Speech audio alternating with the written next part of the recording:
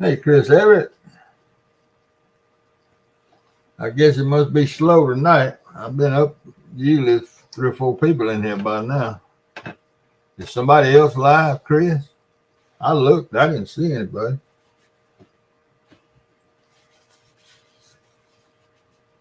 Everyone is just me. Well, there's 2 more. I don't know who they are. Is somebody else live? Hey, Catfish Fred. No. Dominic? I don't see Dominic.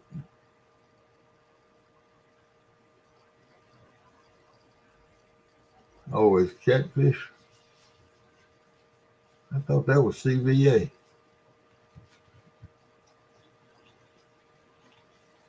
Oh, I didn't see him. Heck, you reckon I ain't subscribed to him?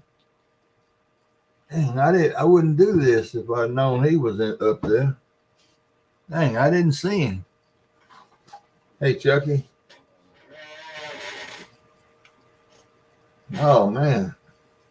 Hey, Yak Show. I thought I was subscribed to. Let me see. Let me get my telephone.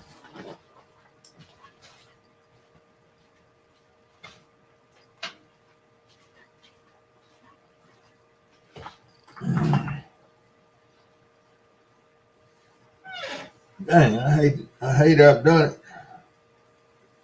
Hate I did this. Now.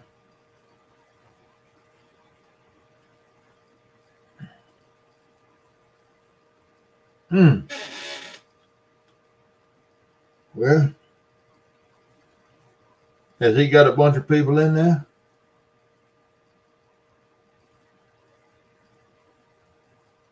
Oh yeah, okay, yeah, sure.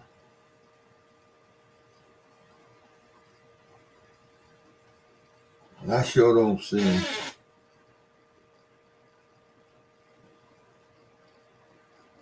Well,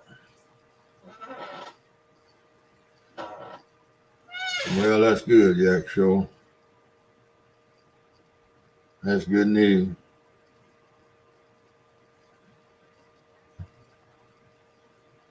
Good.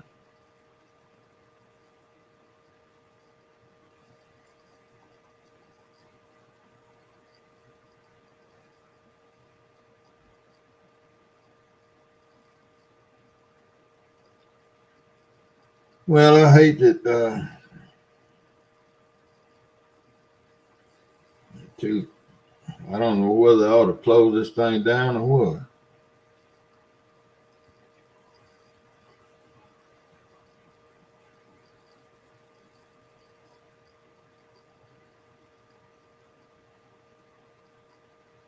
Is he fishing or is he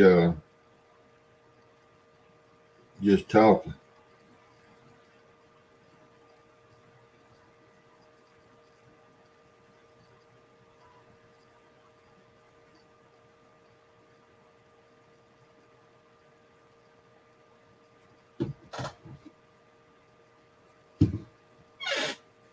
And I still don't see it.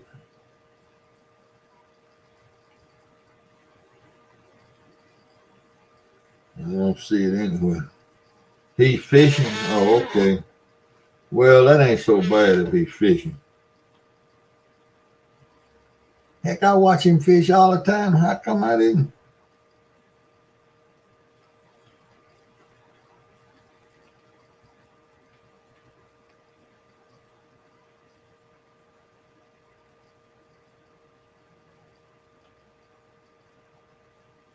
I can't find it. What's his channel name? Does anybody know what it is?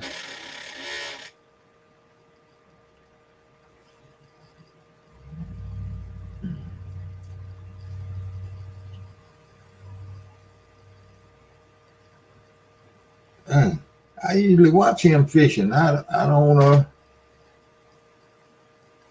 Hey, Bug. I don't know why I didn't see him up there. I know I'm subscribed to him. What's going on, Bug?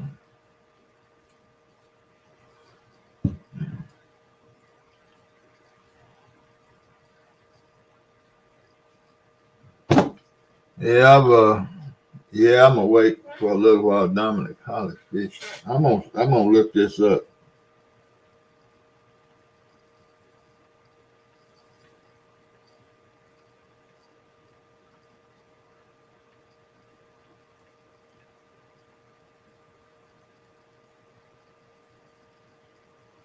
Yeah, heck no, I ain't subscribed either.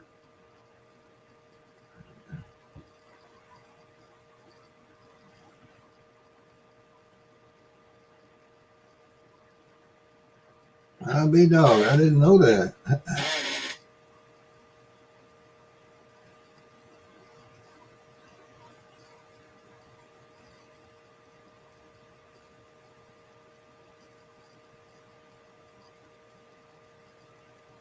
Yeah, there he is. Well, heck, it's too late now.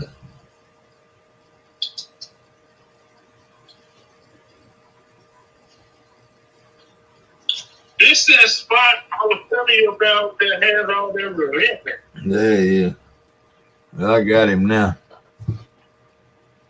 What's been going on, Bug? Anything good? I done fooled around here and got into this truck driving video stuff.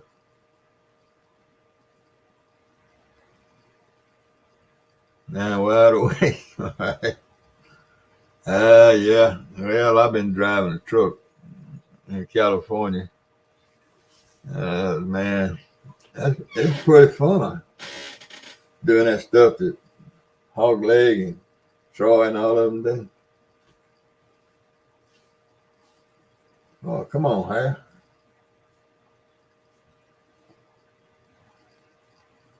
What in the world is going on here?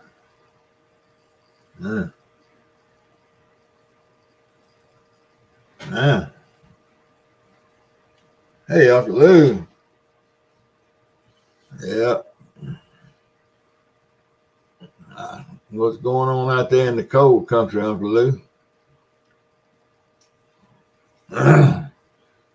Boy, y'all had some. Well, look at here, Uncle Lou. I'm driving with the thing here. And I don't know if he's got a game controller or not, but I'm gonna tell you that thing right there is impossible. I do all right at about 40 miles an hour. I can kind of keep it well, but I got to get me a game controller because Troy tells me you can't do it with the mouse, and I mean I believe him. And today I took a load. Just got through with it. I took a load from Redding, California to Oakland, California. I made the same run earlier today with a different load, and surprisingly enough, the highway was all different. They had, well, I guess it was different. I don't know. I ran completely over a highway patrolman. I ain't talking about the car. I'm talking about him standing on the side of the road. Yeah, man, I tell you, but I got all them cop chasing you stuff. I got all that turned off. But they had, I don't know what it was, a fire truck sitting there and they had all kind of blue lights, and I slowed down. I was going real slow. I didn't hit him. He just jumped out of it. I mean, I hit him, but it didn't run over. But yeah, that joy, that I got to get me one of them controllers because I made now the first load that I made day before yesterday. The first load I made, I lost $800 and something dollars. The company charged me $800 and something dollars. But I've made 3 loads. I lost $800 and something dollars on the first load, and the second I made 3 loads, and my bank account I got $11,000 in it. So I've done good in the next two, but I'm not driving my own truck. I'm driving somebody else's truck. But yeah, it's pretty fun. It, it's better than playing hearts. I've been playing hearts for 10 years, I guess. I don't know. You ought to see the count on it. And my computer's crashed 3 times, and it starts over. When that happens. But I think I'm up. I don't know. I don't know how many thousands of games I play. But yeah, I took my Martin houses down today and cleaned them all out and put them back up. Well, I cleaned the sparrows' nest and stuff out. I left the dirt that the Martins put in there. I left all that in there. So I got a buddy down in Abbeville, Louisiana that's close to Lafayette on the coast below Highway 10. And he sent me a message, must have been Saturday or Sunday or Friday, that his first Martin showed up. And so I said, I better get in another gear. So I got out there today and cleaned all my stuff up. Get them sparrows. I'm going to have to shoot sparrows tomorrow and for about 30 minutes and get them scary where they'll run every time they hear that back door open.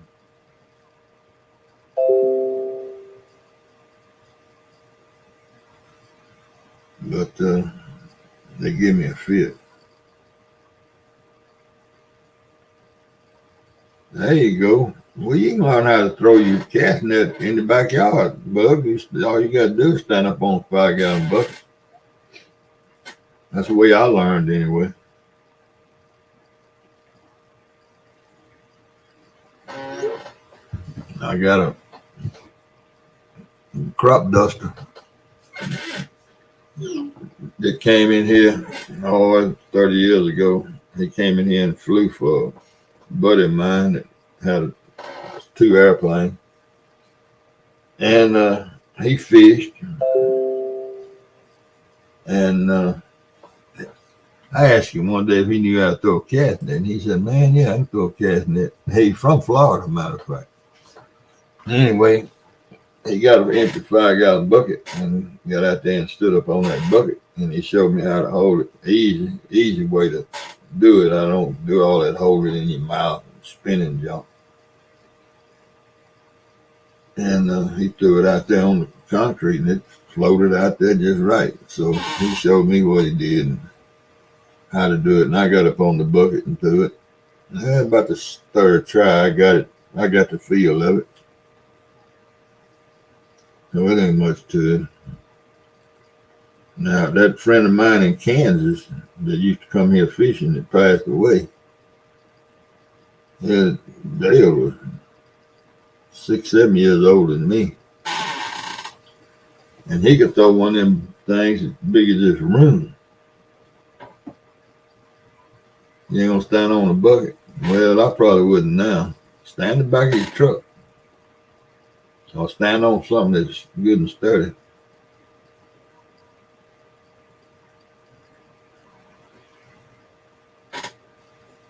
But he could throw one of them great old big nets, man. He wrapped the thing all up and hold it in his mouth and everything.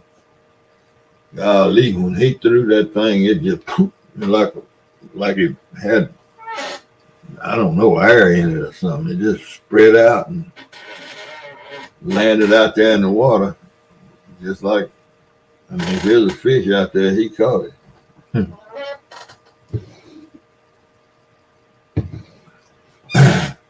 I was coming up the river one day. I'd been fishing. I was 20 miles down below Greenville. I was by myself. And I'd been rod and reel fishing. And I was coming up the river, and there's 2 rock dikes, old rock dikes. It's not but About 75 yards of them still in the water. The rest of them got trees and wood growing on them back up. Then my dikes, they fill up over time and trees start growing. And they'll eventually cover the whole dike. It won't even be there no more. It'll be land. And I saw these fish over there in the shallow water behind that dike just working alive. I said, man, look at the skipjack.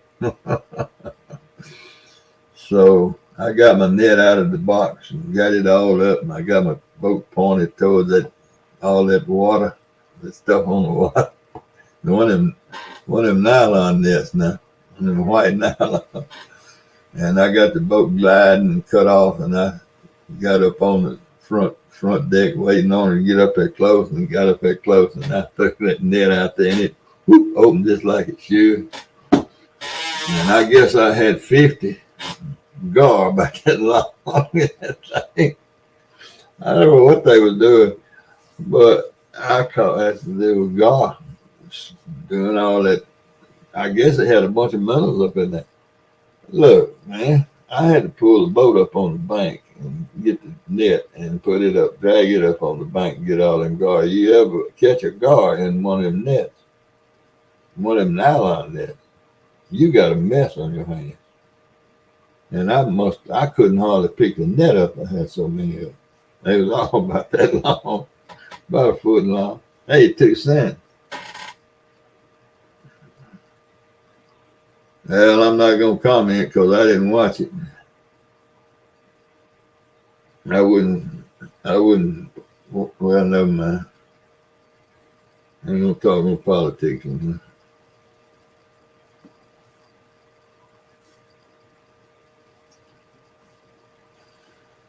Nope.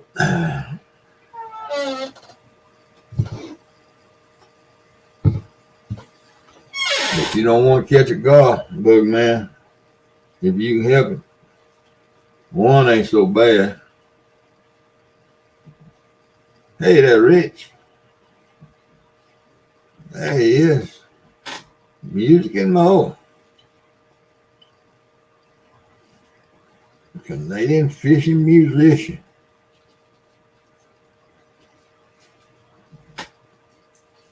But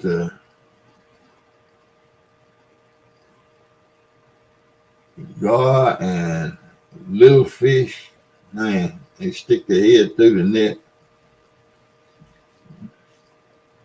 I hate all that. But the cast net is very valuable to a catfisherman. Very valuable. Doing pretty good. It warmed up today down here. I was out there messing with them purple martin houses and got to sweating. First time I've sweated in quite a while.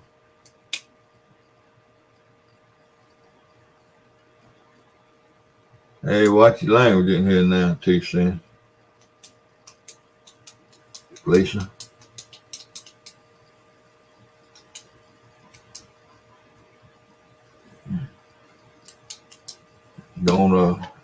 Don't be using that kind of language in here, please.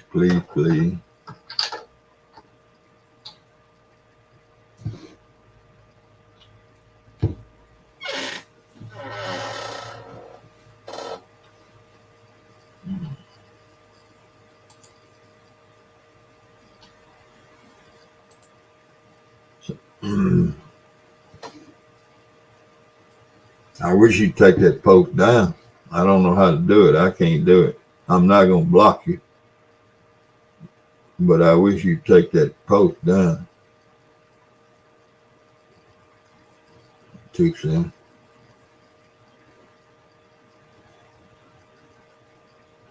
Well, I know what you're talking to. I imagine Lucky probably close to, I might need close to 20 pounds. Last time I weighed him, 3 years ago, he weighed 12 pounds. And so he's be 5 in June. I might need close to 20 pounds. 15, 18 anyway. It's funny, y'all. You mentioned that. No, he ain't got a big head. He really doesn't. He got a little bit of head. I don't know whether that's because he been neutered or what, but the mama cat, we got another one in here. She's in the bed with Kay. She got a pretty good sized head on her. Oh yeah, now he cuts the fire out of me. You know, you wasn't in here the other night. Well, I was up on I was in Hog Leg a couple of nights ago. And he reached over and hit me. I had a long sleeve shirt on right there. And he hit me right there with two. Just playing. He wasn't, he was just playing. And I noticed this morning my hand was swollen a little bit. It's gone down now. But he must have had something in them claws that kind of messed me up. He's a good little cat though. He sleeps on top of me about 90% of the time, and the other 10% he sleeps on a pillow right beside me, curled up right touching me. He sleeps touching me. I don't care whether he's on top of me or beside me. He's gonna be touching me. But now if I put my hands on him while he's asleep, petting him, rubbing, scratching his head and everything, he's laying there and everything's fine. And if I leave my hand laying on him or beside him, touching him, he gets up and moves. That's strange. I don't know what's up with that.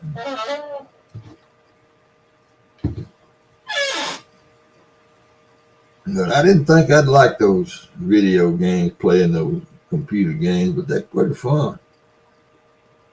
Hey, David.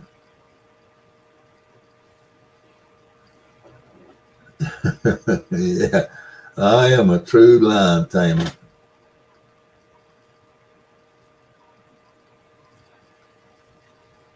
$17. Oh my goodness. Ooh-wee. I thought, back in 71 or 77, I took a job. I went broke farming, and I took a job managing a big plantation, Delta Pine and Land Company. If you look it up, it used to be one of the largest plantations in the United States, cotton plantation.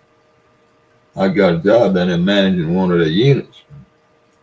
Well, my wife was teaching school back at home. And I moved in January, well, between Christmas and New Year's, because I had to be at work January 1. And they moved, Kay and my boys came in at the end of school, I guess the 1st of June. Well, in Shelby, we had 12 cats. And we moved all 12 of them cats when they came. And boy, you talking about cats loving something. They love that country. I lived out in the country. And they were just, man, had two big old pecan trees in the yard and fruit tree, pears and apples and peaches, and I think it was plums or something like a plum. And they loved those. They stayed up in them trees all the time. Because at home we got a highway right in the front yard, and we lose one from time to time, but we had 12. Moved all of them down there. And without pet carriers. We put them in the car. And them cats ain't never been in no car. Hey, Tim. Oh, man. Now I would tell y'all about winning the brand new car. Hey, Dale.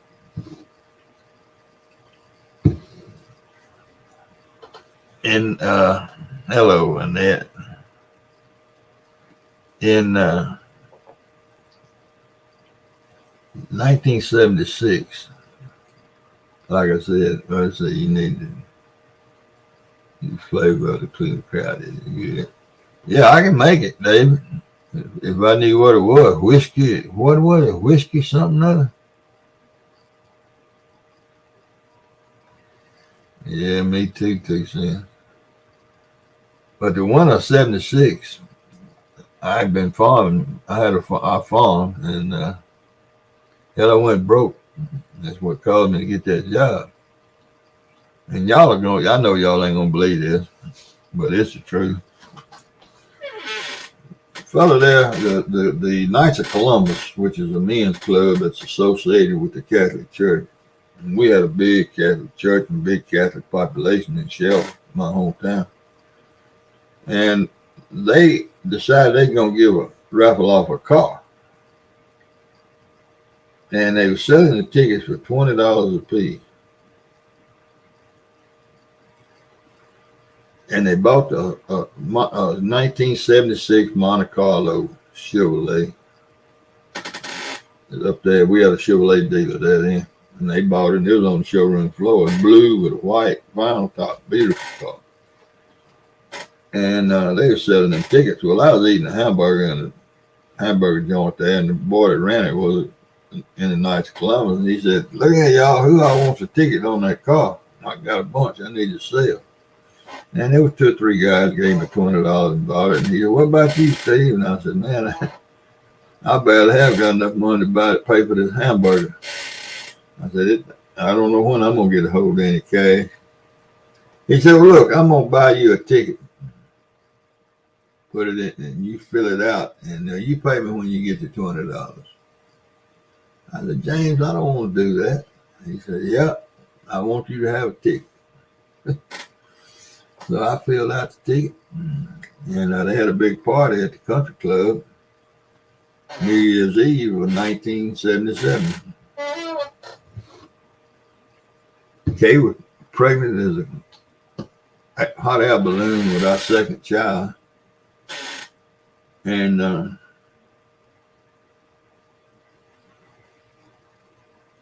I had declared bankruptcy. And I was laying there in the bed. We was gone to bed New Year's Eve. We gone to bed about 10:30, 11 o'clock. And they drew that raffle ticket at midnight. And they drew my name. That damn telephone started ringing. And I answered it. Then there was a friend of mine. He said, "What are you doing?" I said, "Hell, I'm in the bed." He said, "Boy, you got to get on to the country club." Said, "You won that car." I said, "The hell." I was like, "Man, I can't go out there. I ain't got enough money to pay attention, much less buy a drink or something. I can't. That's the reason I ain't out there." He said, "Come on. You got to come on. You won the car." Somebody else came up to the telephone, grabbed it. Another buddy said, "Yeah, man, come on." So I kind of believed him, but I didn't believe him. I told Kay, I said, "They want me to go out to the country club." It wasn't just 2 miles out of town, so I went out there, and sure enough, I had won that car. And brand new Chevrolet. No, it was blue with a white vinyl top, crystal blue, baby, a light blue, not no dark blue. So they gave me some papers. I can't remember exactly what they did, but they gave me some, and told that I wanted, and I'd go to Chevrolet place up there in town. And next day when they opened and get my car. So I went on back home at 2 o'clock in the morning. When I went home, I think I went home. Everything was free for me out there. I want a car, but they was all buying me something to drink. But anyway, they knew I was broke. Everybody, in a little town, everybody knows your business. So I went home. I woke Kay up. I said, "Kay, look again. I got the deed or whatever you call it, bill of sale or the title to that car up there. She said, oh boy. And she put it smart. And her dad is a businessman. And I wasn't going to get my folks involved in it because he was a farmer. And he didn't need to be sneaking nothing around, no taxes and this and that and the other farm. You know, farmers got their own way of keeping books. So I went over to my father-in-law's house the next day. And I said, man, I got a problem. He said, what's that? He hadn't heard. I said, I won that car last night at the Knights of Columbus. He said, what? I said, yeah. I said, here's the title and everything. I said, I can't take that car. If I take that car, the bankruptcy court going to take it away from me. He said, you right about that? So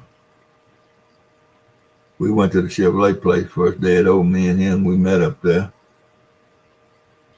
And they made out all the papers in his name. And he figured out what the taxes were through his accountant. I forget what the taxes were. But anyway, he paid all that and he took possession of the car. Parked it over at his house. Well, out of my first 6 checks down there where I went to work down at Delta Pine Land, I managed to pay the taxes, made to pay them off and pay the taxes. And Kay went over and got the car then. Once we paid the taxes, he gave Kay the keys to it. But that's kind of tight, man. He wouldn't give her the keys to it till I got them taxes paid. But it was still in his name. Had fooled around with the insurance and all that to get her covered. But the bankruptcy was in February. Yeah, February 20th, 1977. I believe it was February 20th. It's funny you remember some of them things. I believe it was. It might not have been the 20th. But anyway, they didn't take my truck. It was on the 3rd motor. They didn't take none of my dishwasher, none of that stuff, washing machine. They asked me, was it built in? And I said, no, it ain't built in. And every bit of it built in. We pulled it out in the middle of the floor in case they came to look. It was all sitting out in the middle of the floor. And so that's the way. Hey, Jersey. Yeah, it had, Jersey. Sure had. But they didn't take nothing but, well, they did. I say they didn't take nothing. They took my house. They took my land. They took all my equipment. And they took my crop. And of course, I owed it to them because I always did everything to them. And that was some tough times right there. Except I had a brand new car. I was broke, but I had a brand new car. Oh, man. Yeah, buddy. $20. And I paid James the money back. But I couldn't pay him until I got a job down there. Got my first paycheck.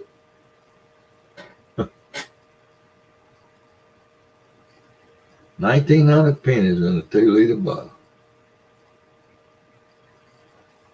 Oh, how about that? Man, that's big time now. $19. I almost said, look, when I first looked at it, it looked like 19,000.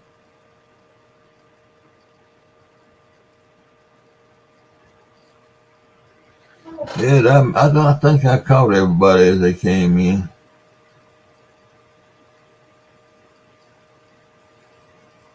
I'm pretty sure I did. Yeah.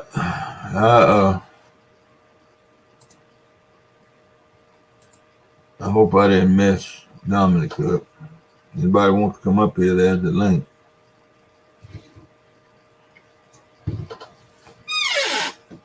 Yeah, I went down there, broke now. Hey, CP. Well, you just not got, have you said anything yet? No, you ain't said nothing. Hey, Charles. I see. Yeah, 4:30 comes early. I don't know. I didn't take a nap today, so I don't know what time I get sleepy or get dopey. I've already taken my pill, so if I get dopey, I'll have to go to bed.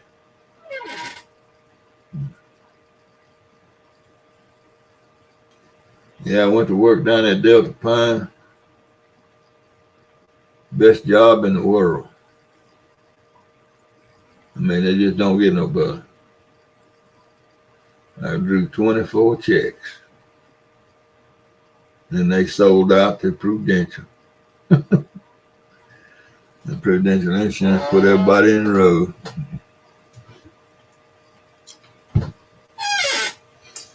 So I had 2 years to recover from being broke. And I didn't recover much, but I didn't have nothing.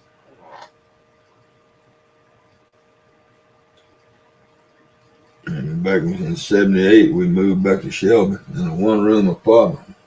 My Kay's grandmother had a one-room apartment, one bedroom and a kitchen. I guess a two-room apartment and a bathroom. There's 4 of us up in there. And I drove a tractor in the spring. And then in July, I went to Texas and drove a cotton picker for a month and a half. And came back to Mississippi and got a job driving a combine on the rice and bean harvest. We didn't raise corn back in them days. And I had applied for a job with the Germans. They were going to put a research farm here where I am now in Greenville. And it took them a year, big companies, they don't do nothing quick. And winter of '79, I wasn't doing nothing but hunting. Kay was working and she still was teaching school. And I had made a bunch of money. I was getting paid $5 an hour in 1979. That was pretty fair money for driving a tractor or combine or cotton picker. And it's lots and lots of hours. So I was bringing a lot of cash home. And they were paying me cash. And so we were doing all right financially. And so I hunted all the winter of '79 and got a call February of 1980. Sometime in February. I was in touch with these German folks. I had several interviews with them. I knew I was going to get a job. It's just if they ever bought hey, Johnny, small pepper, if they ever bought any land right. Because I was living 40 miles up the road. And they'd call me and I'd go look at a piece of land for them. I wasn't even on payroll. I'd go look at a piece of land for them and they'd tell me what they had told me what they were looking for. And I'd go walk it with the real estate man. And then I'd call the Big Wheel. He lived in Memphis, out of Carsville, outside of Memphis. The regional guy, the regional manager, and I'd call him and tell him about the land and what I thought about it. And most of the time, he didn't even come down and look at it. Well, they called me. He came and looked at a couple of pieces, but I looked at 7 or 8. $3.35 an hour. Yeah, there you go. So he called me and told me to meet the real estate dealer such and such. This is all in wintertime now. December, November, December, January. Bad time of the year. And I had told him after I went way off down here twice, it's 40 miles. I called him and told him, I said, look now, y'all going to either have to send me some money, gas money, or y'all got to give me something to ride in. I said, because this gas is killing me. I said, I ain't got a damn job. And I'm free gratis all this. So they sent me a check for $200. Yeah, $200. And that more than covered the gas, and it put a little bit more money in my pocket. The next thing I knew, they called and told me to go out to the airport in Greenville and rent a car, get them a car. So Kay and I went to Greenville, and she went shopping, and I come home in a little old Chevrolet car. My knees was touching my chin, but anyway, I was riding around in a little old damn car. All my buddies up there at home laughing at me. It was a little old bitty car. I don't know what it was, but it was the smallest Chevrolet they made. I couldn't get in and out of it now with this big old bitty. But anyway, it was nice of them to rent me a car and sent me a credit card. I believe it was a Texaco credit card with their name on it, address and everything. So all that worked out pretty good. But anyway, Dale called me one night and he said, really wanted the real estate guy in Leland got a piece of land he wants us to look at. He said, I want you to go down there and look at it tomorrow. And I said, all right. So he called me back and said, meet him at 10 o'clock. Told me about where it was, the direction. So I got down there and there was a guy standing on the side of the road and it dressed up and there was a real estate deal. And he showed me the land, had an arrow map there, and he showed me the land. He dressed real nice. And I said, well, I had on rubber boots and all that. I said, well, you got any boots? He said, no, man, I ain't got no boots. I said, well, I'm going to walk this land out there. And hell, man, it was 110 acres, and it was 3, 1, 2, 3, 1, 2, 3. Actually, it was 3 40s, and that's a quarter mile, and a quarter mile. It was 3/4 of a mile from where I was standing to the other end. And so I got out there and walked it. He wouldn't go. I told him, you can stay or leave. It don't make me no difference because I'm gonna talk to Dale Kenny about it when I get back. When I get home. So I walked a couple of 100 yards from the edge all the way up, walked all across the north end of it. I walked from south to north, and walked over west and came down. And it still had cotton stalks on it. The man that was renting it raised cotton on it. And I picking up the dirt and looking at it. Some of it was 3 distinct soil types out there, 3 distinct soil types. And that's what they were looking for because they want, if they wanted to research rice, and soybeans, and cotton, corn, tobacco, broccoli, tomatoes, and everything. And so I walked and got back to the inn and it was just, to me, it was just what they wanted for a research farm. So I washed my boots off as good as I could in the road ditch and went on back to Shelby and called Dale and told him, I said, man, you better come look at this one. I said, I think this is the piece of land y'all looking for. And he had, the real estate guy had sent him a picture of, hey, Jody, I had a photograph of it. So I was able to explain to Dale what was going on while he looked at the map at the air photograph. Hey, Mark, glad your wife is doing butter, boy. And so he called a real estate man and set up an appointment. And me and him, he came to Shelby, he lived in Memphis, so he had to come right by me. So he picked me up and me and him went down there and and we walked it again. The real estate dealer didn't walk it. He sat up there in the car on the road. And I showed Dale the different kinds of land and how the farm would have been laid out and where I would put the shop or offices, you know, and the whole 9 yards. And so then the next move was he told the real estate dealer that he had to look into it further.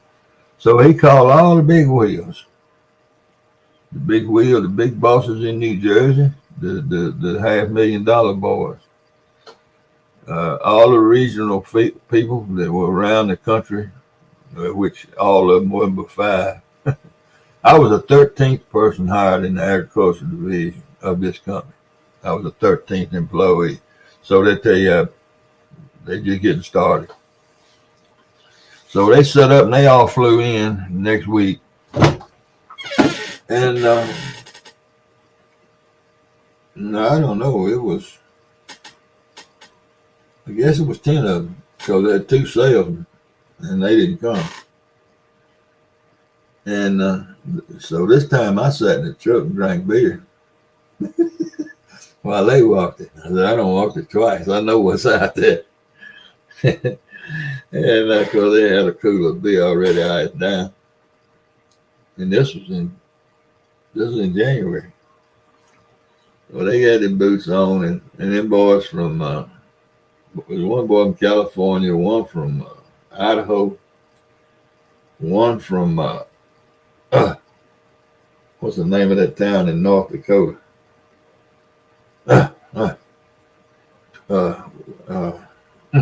Anyway, from North Dakota.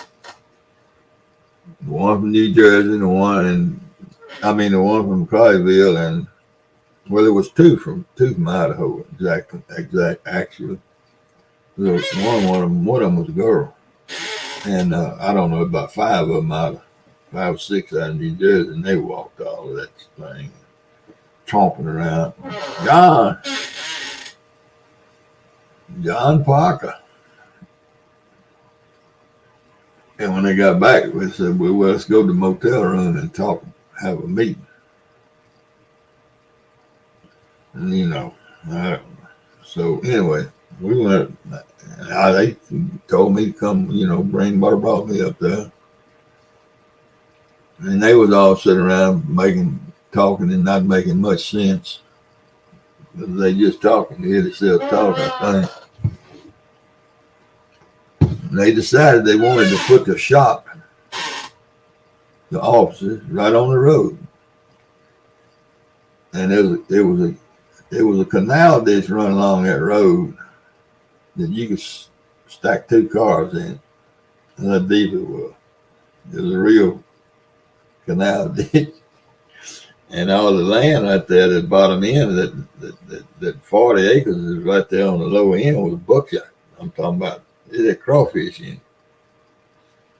And I told them, you know, well, they went on with all of it and had it drawn. They had a whiteboard in the motel room. They was drawing pictures of how to split the land up in the fields and the sections and all that. And finally, it didn't make me no difference what they did. You know, I didn't even have a job. I wasn't even working for them. I was just up down there drinking their beer and eating the chicken and stuff. So finally, Dale, the boy in Memphis, said, Steve, what are you thinking? I said, well, you really want me to tell you what I think? You know? He said, yeah, you know this land better than anybody else. I said, well, if you build that office down here next to this canal ditch, all that good dirt up yonder on the north ain't going to come down here to build it up. So when it rains, all that floods. I guarantee you it floods. I said, you didn't see them drift lines out there in that field when we was walking in that cotton, where it backs out across that field? He said, well, I saw them. I didn't know what it was. I said, yeah, that's where the water gets that deep and 200 yards back from the road. I said, that ditch floods out into this field. into the property with big rains. I said, that was the first thing I noticed, because didn't you know when we walking and left the road going up in there, we was walking in water, and then we wasn't walking in water. I said, heck, man. I said, I'd build a road up the side of this place and put it right in the middle of the farm. I'd build a road, a gravel road going in. You're going to have they're going to fence it, to put a chain link fence all around it.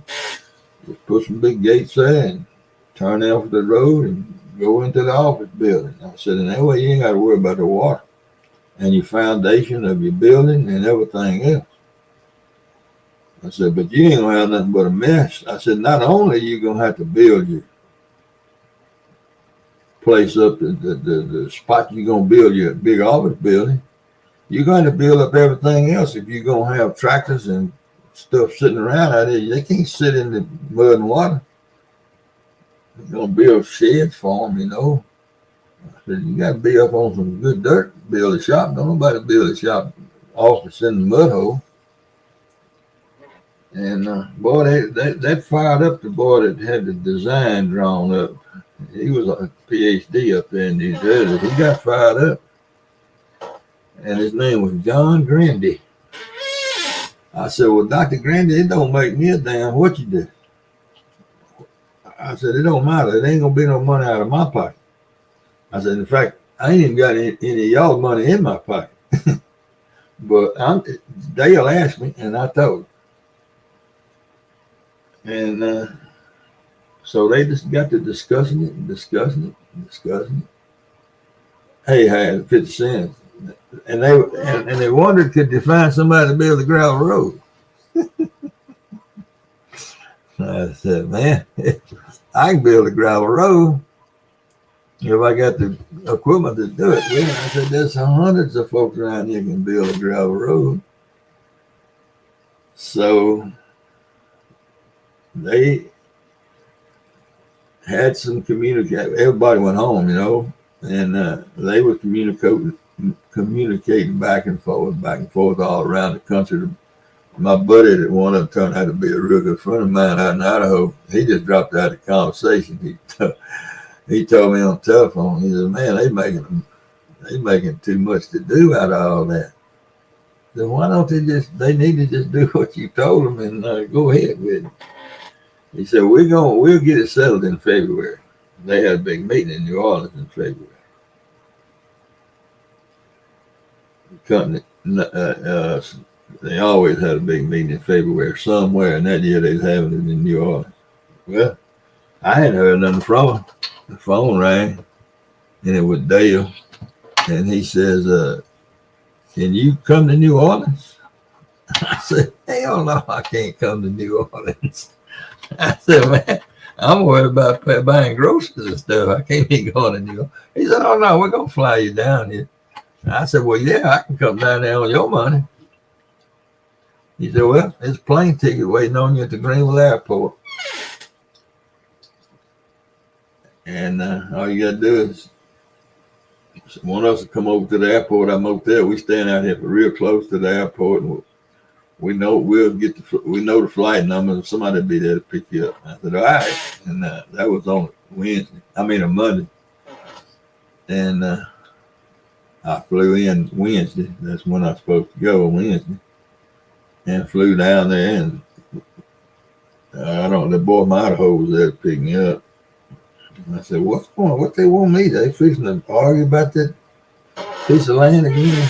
He says, no, I think they got some good news for you. I said, oh, Lord.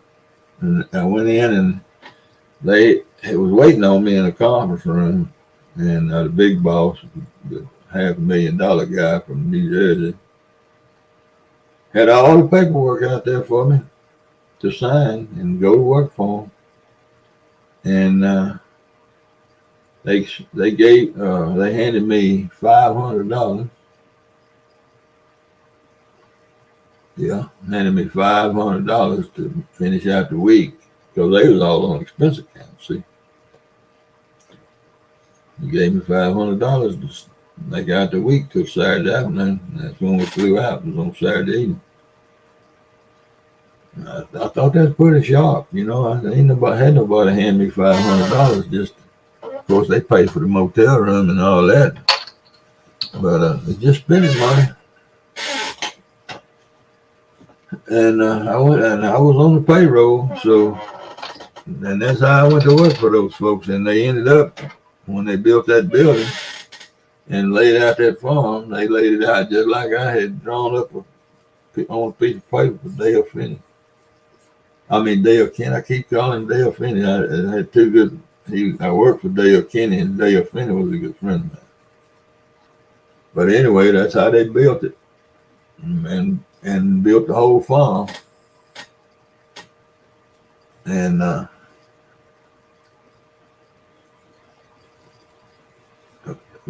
first thing they did was let me see.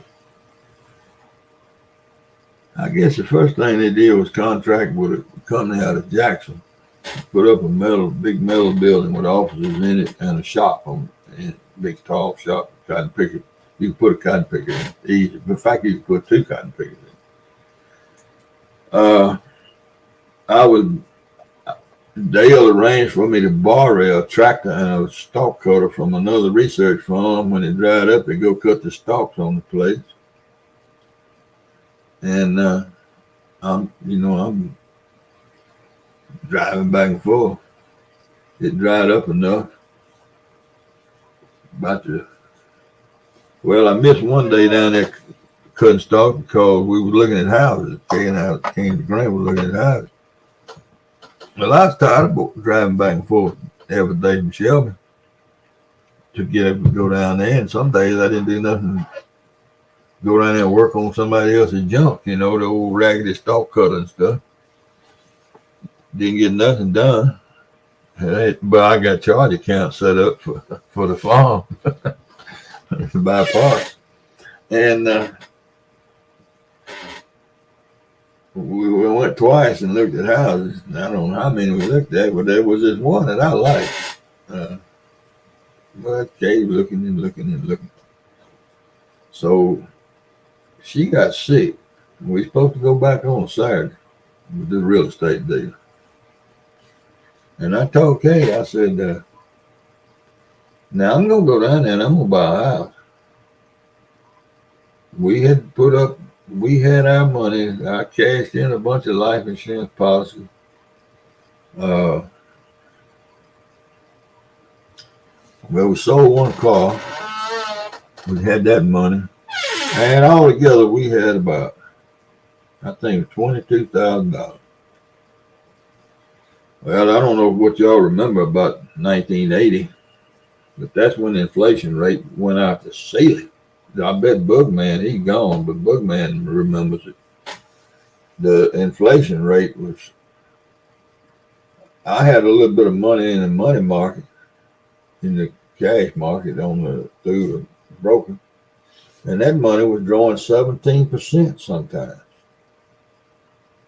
So, buying a house wasn't a good idea. But the house I liked was privately owned. Well, it was owned by a couple that had moved to California. And they wasn't married. They had divorced, but they still lived together. Crazy. And both of them was from Mississippi. And they wanted, I can't remember how it was, but with the 22,000, they took a second mortgage for 10,000, and the loaning agency picked up the rest. So yeah, you remember 1980? Hey, Lance. So we had a first mortgage and a second mortgage. The people were nice enough and trusted us enough that, and that's how. And I bought that house that day, and signed for it. Had to wait. How you had to wait for all that stuff to clear and everything. And I told Kay, I said, well, I went home and I said, well, I bought a house. I told her which one it was. She couldn't remember which one I was talking about because I told her. I described the house. and she couldn't remember. So we looked at a bunch of kind of like it. This house had a 20 by 20 screened in patio on the back of it with 2 ceiling fans. 20 by 20. Well, go right out of the kitchen onto the 20 by 20. Screened in, built good with 2 ceiling fans. And I could just see me sitting out there looking out the window with a cold Budweiser. And that was why I wanted it. There wasn't no big house. It had 3 bedrooms, and there was 4 of us. And I had an upstairs, a little small upstairs bedroom or office or whatever you wanted it to be that the boy that owned it had built himself. Man, them stairs were steep. Well, anyway, the boys ended up living up there. But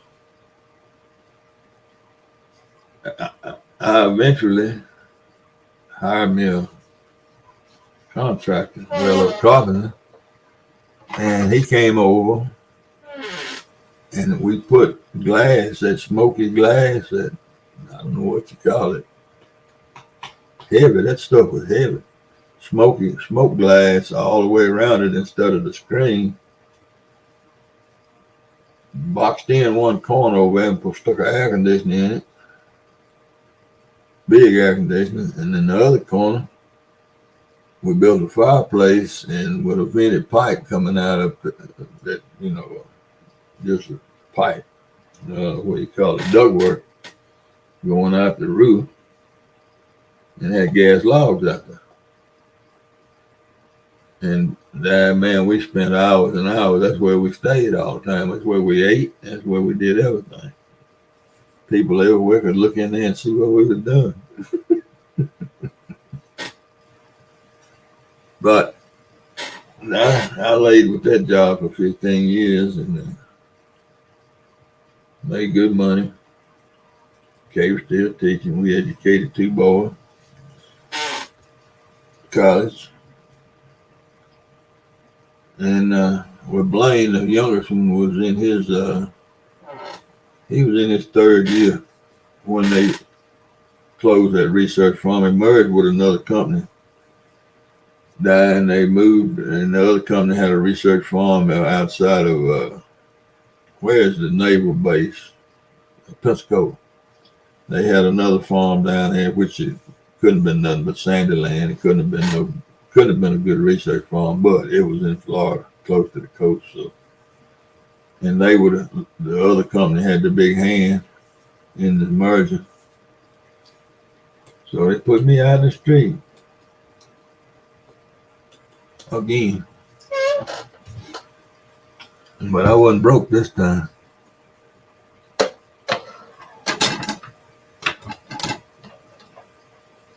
But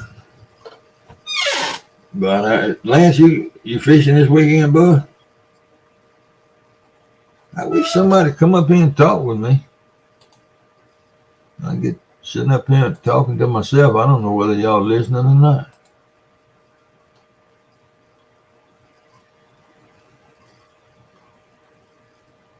I don't know if y'all paying attention or gonna be a quiz, Popcorn Southern. Hey, Mike Smith. I watch Popcorn Southern 4 or 5 times today. I miss Mike Smith. I wonder what Mike Smith that is.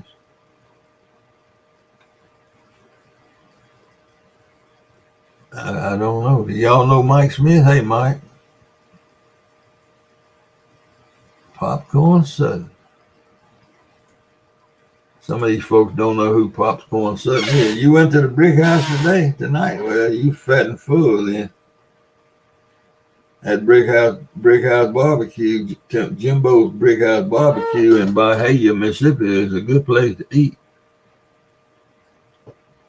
Who is Mike Smith? Do y'all know him?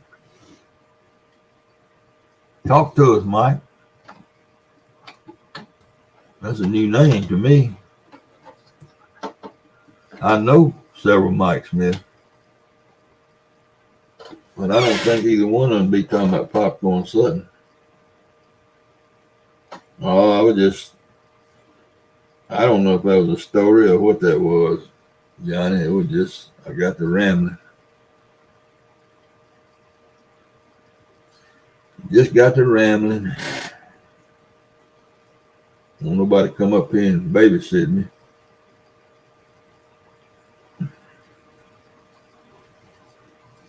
I got tired of driving that truck with that computer mouse with that mouse. That's hard to do. Pontoon Jody. Jody, you just don't know how tickled I am you moved that thing this Friday night. And Eric is too. Me and him both are tickled. And short and moved the hours. I mean, you must you my sweetheart now. I bet you're gonna have to turn people down. Well, you were turning people down on Thursday night, but they ain't gonna tell how bad it's gonna be now.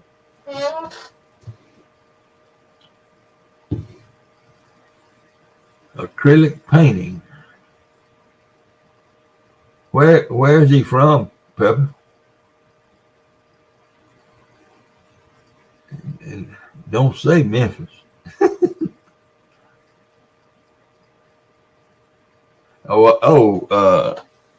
Tim, I bought a country store. There's an old country store, been there since right after World War II. The guy that built it for the plantation. He was a carpenter. He built it for the plantation that is on. And then him and his wife ran it for the plantation. And when the plantation sold out, the man that sold it gave him the store building and everything, deeded it to him. He's been working in it for 25 years, plus he built it. And so he sold it to me in 1994. They were getting old and wanted to retire. And I bought it and I ran it for 5 years. Did real good starting out for the first couple of years, and then the casinos moved in here. And then they put a super Walmart here. And they put it on the end of course, I was out in the country, but they put it on the south end of town, and I was south of Greenville. The store was south and east of Greenville, about 13 miles, 14 miles. And corn, they quit planting cotton and started planting corn. The third year. In the fourth year, they went all corn. And the fifth year, I was looking to get out of it. And the school, it's funny, the high school that I had coached baseball at on the side when I was with the research farm was down the road 2 miles. Yeah, 2 miles.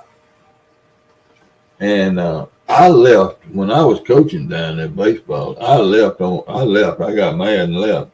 I quit, at the end of the season. They made me hot. And I got a real good friend down there that had a nephew on the team in the 8th grade, 7th grade, 8th grade. And they got him to come to the store and talk to me. Well, I had met the headmaster because he taught driver's ed in the summertime, and they'd always stop in their store, and all them kids would come in and get them a cocoa. Named Billy Ray Harbor.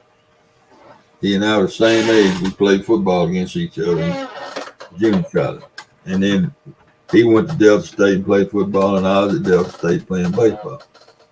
And I knew of him just because he was an athlete. But I never had met him. Seen him on campus, But anyway,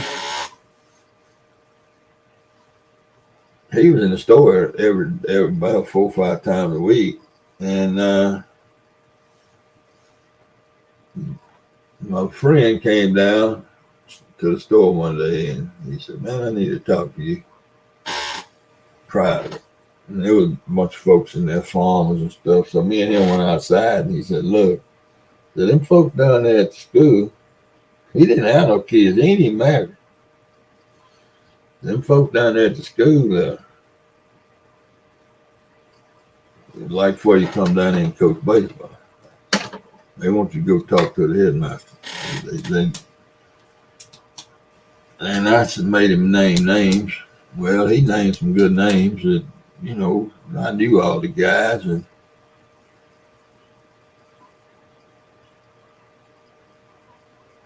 so I went down there and talked to the man. And he had I guess they had already told him that they were going to try to convince me to come down and go to work. I guess. I had a teaching degree. I mean, I graduated with a teacher's license, Mississippi teacher's license, but that was in 1970. And this was 94. So, no, hell no, this is 99. This was 99. I had to go to summer school, and that's where I learned how to run a computer. That's what I took, was computers.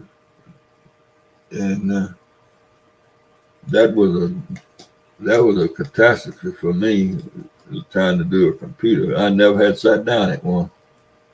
But anyway, I went to work down there at the school in 99, and I worked until 2013, coached baseball and helped with football. For most of the time, now the last 2 or 3 years, the last 4 or 5 years I was there, I didn't coach football. I told them I wanted out of the football program. I hated coaching football. I hated being on the sidelines. I love the kids, but Lord, there's a violence down there standing on that sideline. Man. Even a little school like we had,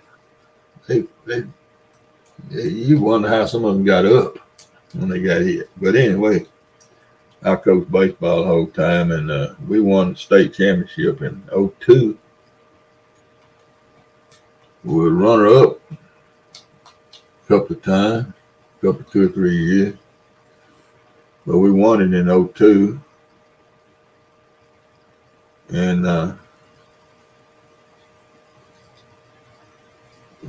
then I got that cancer in 2013, and they operated on me after school was out in 2013. And I told them that I gave my exams and everything.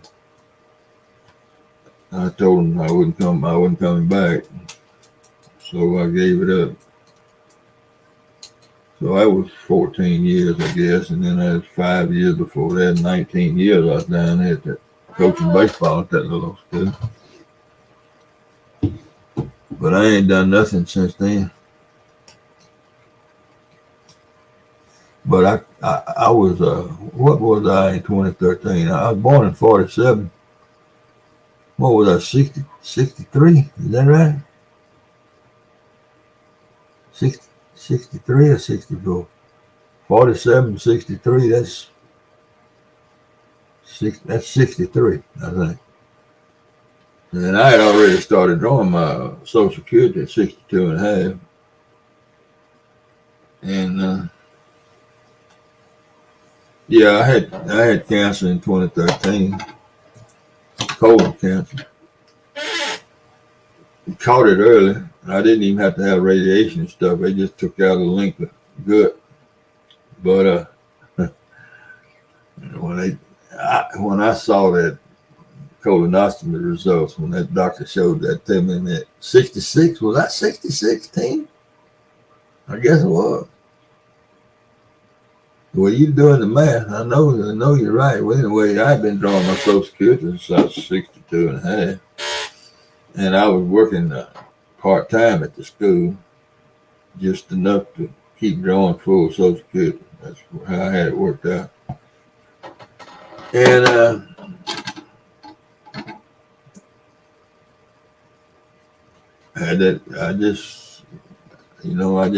wasn't going, good, Johnny. I just wasn't going to spend the rest of my life doing what somebody else wanted me to do after that cancer. I'm going to tell you that I'm going to be as honest with you. I had all the confidence in the world that I was going to live through it. But it scared me to death. Even though I had looked at that colonoscopy stuff when they gave it, when I had it, she showed me that polyp. She took out 4 or 5, but this one, it looked like somebody had a red spotlight up in my gut. As I read that thing was. And she said, this one I'm concerned about. I'm going to send biopsy out. Well, I told Kay on the way home from that colonoscopy, after I kind of came to a little bit, I told her, I said, well, that's cancer. She said, you don't know that? I said, yes, ma'am, I do know that. It just didn't, it just had a big old C right in the middle of it. I mean, you could look at it and tell, damn, that's cancer. In me. And it scared the fire out of me. Yeah, you're exactly right, Tim. Yeah, I came home, after I got up that afternoon, I'd do all my stuff early in the morning. Doctors and things. I got me a couple of beers out of the refrigerator, and I got my lawn chair, and I went out there and sat by my garden and looked at my martins flying around. Yeah, I did some soul searching, boy. That scared me. But I got over it real quick. I mean, I guess I was down in the dumps for a day or two, but it wasn't like I was moping around, thinking to die, I wasn't that way. I was full confidence in the doctors and got everything lined up down at Jackson.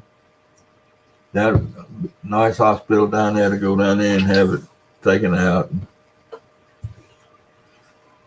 And I don't know, like I told somebody the other night in one of these things.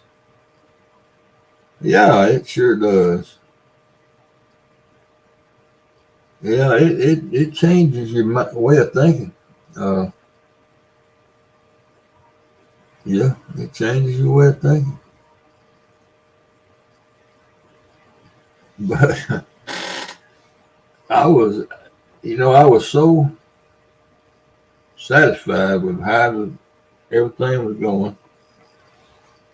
And when they came in there to shave my stomach and everything to get ready to what is that, an orderly? Kay was sitting in the room with me. I was up on a big old gurney with a blanket up with a sheet over me. And I had a pillow. And I was sound asleep when that guy walked in there. He shook me. He said, are you Mr. Adams? I said, I am. He said, when's your birthday? And I told him. He said, what's your wife's name? I told him. Hey, they making sure they had the right person. There were several questions that he asked me. He said, you asleep? And I said, yeah. He said, well, you're the first person that had cancer that I ever knew that when I got ready to prep them, they was asleep on the gurney. I said, well, I got all the confidence in the world in y'all. I got all the confidence in the world. And he said, well, they're going to take care of you. And they did. They did. You know what I think about sometimes? I got 4 little old notches in my stomach. They about an inch long. He did it with remote control. What do they call that? Laparoscopic. He did it standing up outside. And they took out, he said it was 6 or 8 inches. He didn't tell. That's how the doctor, the surgeon said it's 6 or 8 inches we took out. Well, they pull that, they pull that cancer They pull that cancer all the way from down in my gut, all the way up through there, out one of them holes. That's the only way they could get it out. And now, ain't that don't sound right to me.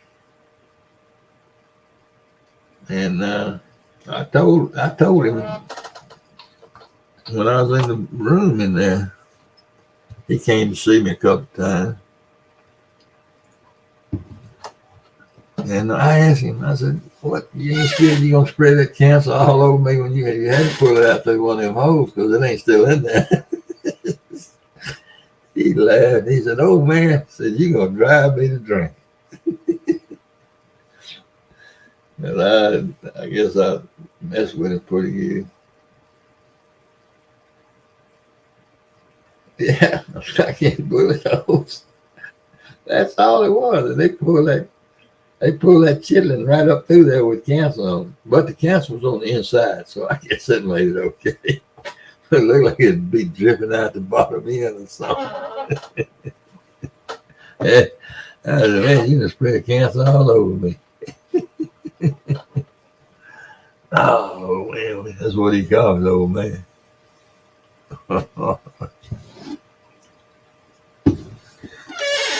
Yeah, buddy. But it is laparoscopic. Is that how you spell it? Okay, laparoscopic. I can say it if I'm looking at it. You don't trust the mark.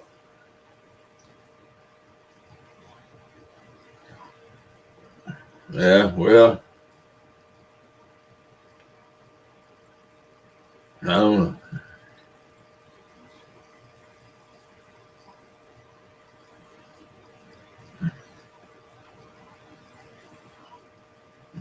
Yeah, they sure did, Chuck. When you had that operation that sealed your stomach up, no doubt about it.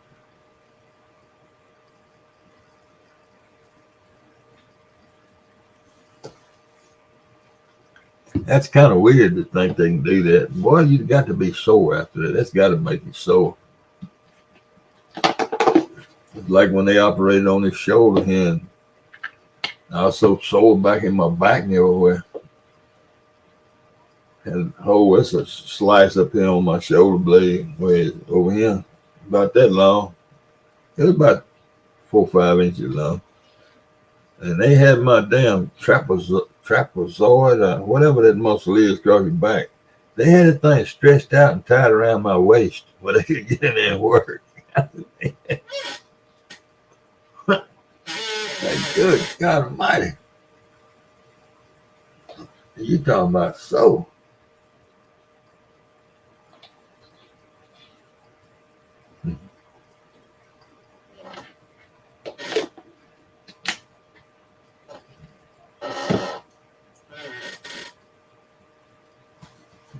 Well, I'm fixing to have surgery again in a month or so. I don't know when it's gonna be. But you know what scares me about them going in doing them surgeries is that damn infection. That staph or whatever you want to call it. Me and CP both been had it, and I'm gonna tell you that's bad business.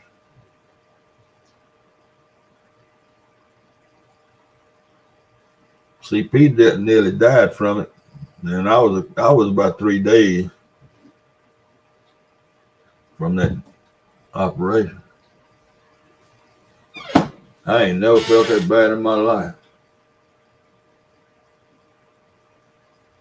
I had hernia surgery. Oh, that in 2013, maybe early 2014. Same doctor did my hernia surgery down there, outpatient. And we had to drive all the way back to Greenville, 120 miles. And I felt every bump in the road, every black tar mark, I felt everything in that road that turned up in my driveway like a killer after the hernia surgery. And it was half as bad as going to Jackson with that infection in my stomach. Half as bad. And that's how bad I felt.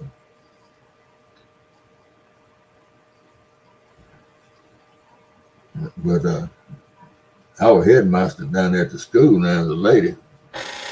Last Wednesday, y'all listen to this now. They're young folks. They my children's age. But anyway, her husband had a hip replacement last Wednesday down in Jackson, Mississippi Sports Medicine. And they did it as an outpatient.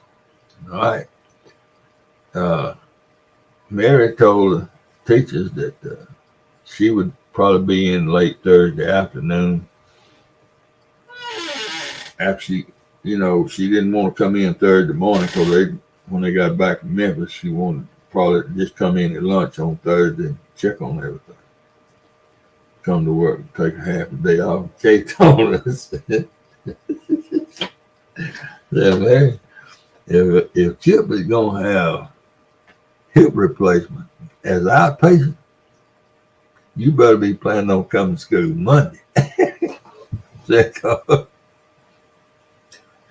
They did Steve down there with that hernia. and I knew before I got back to Greenville with him that I wasn't going to go to work the next day or two.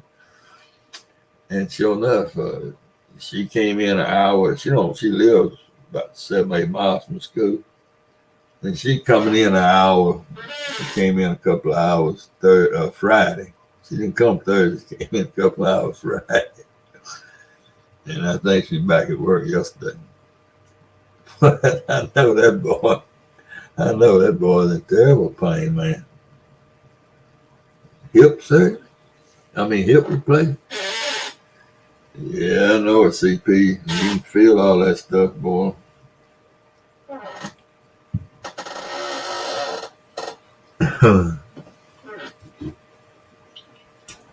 The 2013 and early 2014 was pretty tough for me. And I had 3 surgeries. Just bam, bam, bam.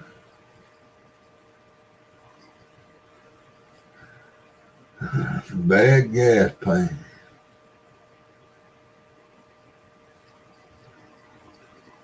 Yeah, all you folks that hadn't done it, you need to be getting them colonoscopies. I'm just telling you now. My youngest one is signed up for the 13th. I'm going to have to go to Bologna and beat the hell out of the oldest one and drag him to a doctor because he got to get, he ain't never had one, and yeah. I'm going to go up there and hit him right between the eyes and get his attention.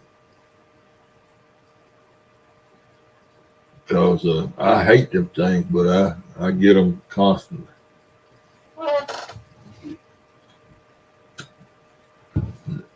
It's a slow-moving cancer. In 90% of the cases, it moves. It's slow growing.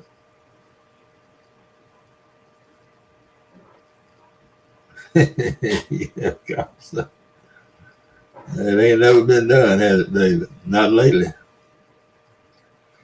Well, back in the 60s, Memphis was a nice place to go. Man, it was fun to go to Memphis. Downtown Memphis. Yeah, 50 Cent. Hey, man. Hey, Coach, how you doing? Doing good. Yeah, sounds like you had a bout. I didn't know you had cancer.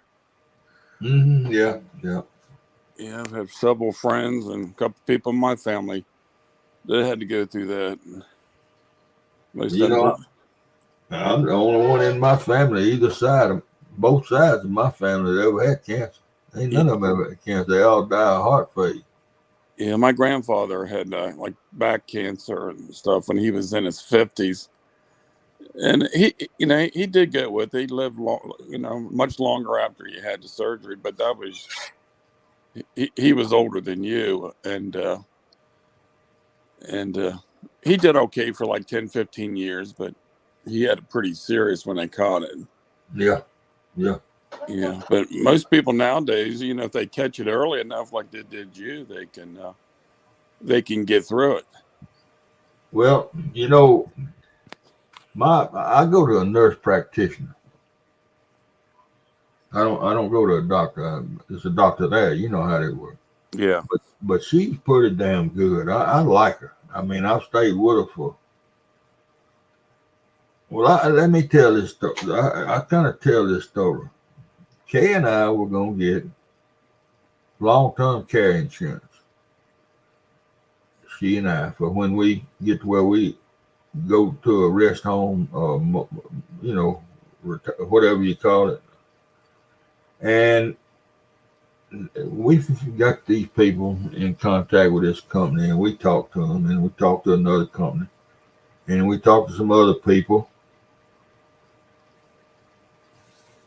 I hope not CP. And we picked this one company, so we can talk to them, and it'll pay our kids. If we move in with one of our kids when we get where we can't take care of ourselves, it'll pay them, Yeah. And so a nurse comes to the house, makes an appointment after hours, and comes to the house. And she gonna give us a test. Really, a test. And so we sat down on the couch, and she said, "No, we do this one at a time. The other one leave the room." Huh. So I told this girl, and I said, "Look," I said, I ain't taking a test in a long time. I said, I ain't too good at taking tests. I hate them. I ain't studied a whole lot for this one. Yeah. She said, "No, it's not that kind of test." So she gave me an old timers test where she gives you a list and like read out 5 numbers and then you repeat them. Yeah. Read out 6 colors and then you repeat them. Yeah. And all kinds of mental tests like that. And so then she got to the medical part of it. She got a big page there, and she says, "I need your doctor, your healthcare provider," I think is what they call it. I said, and I forget her name.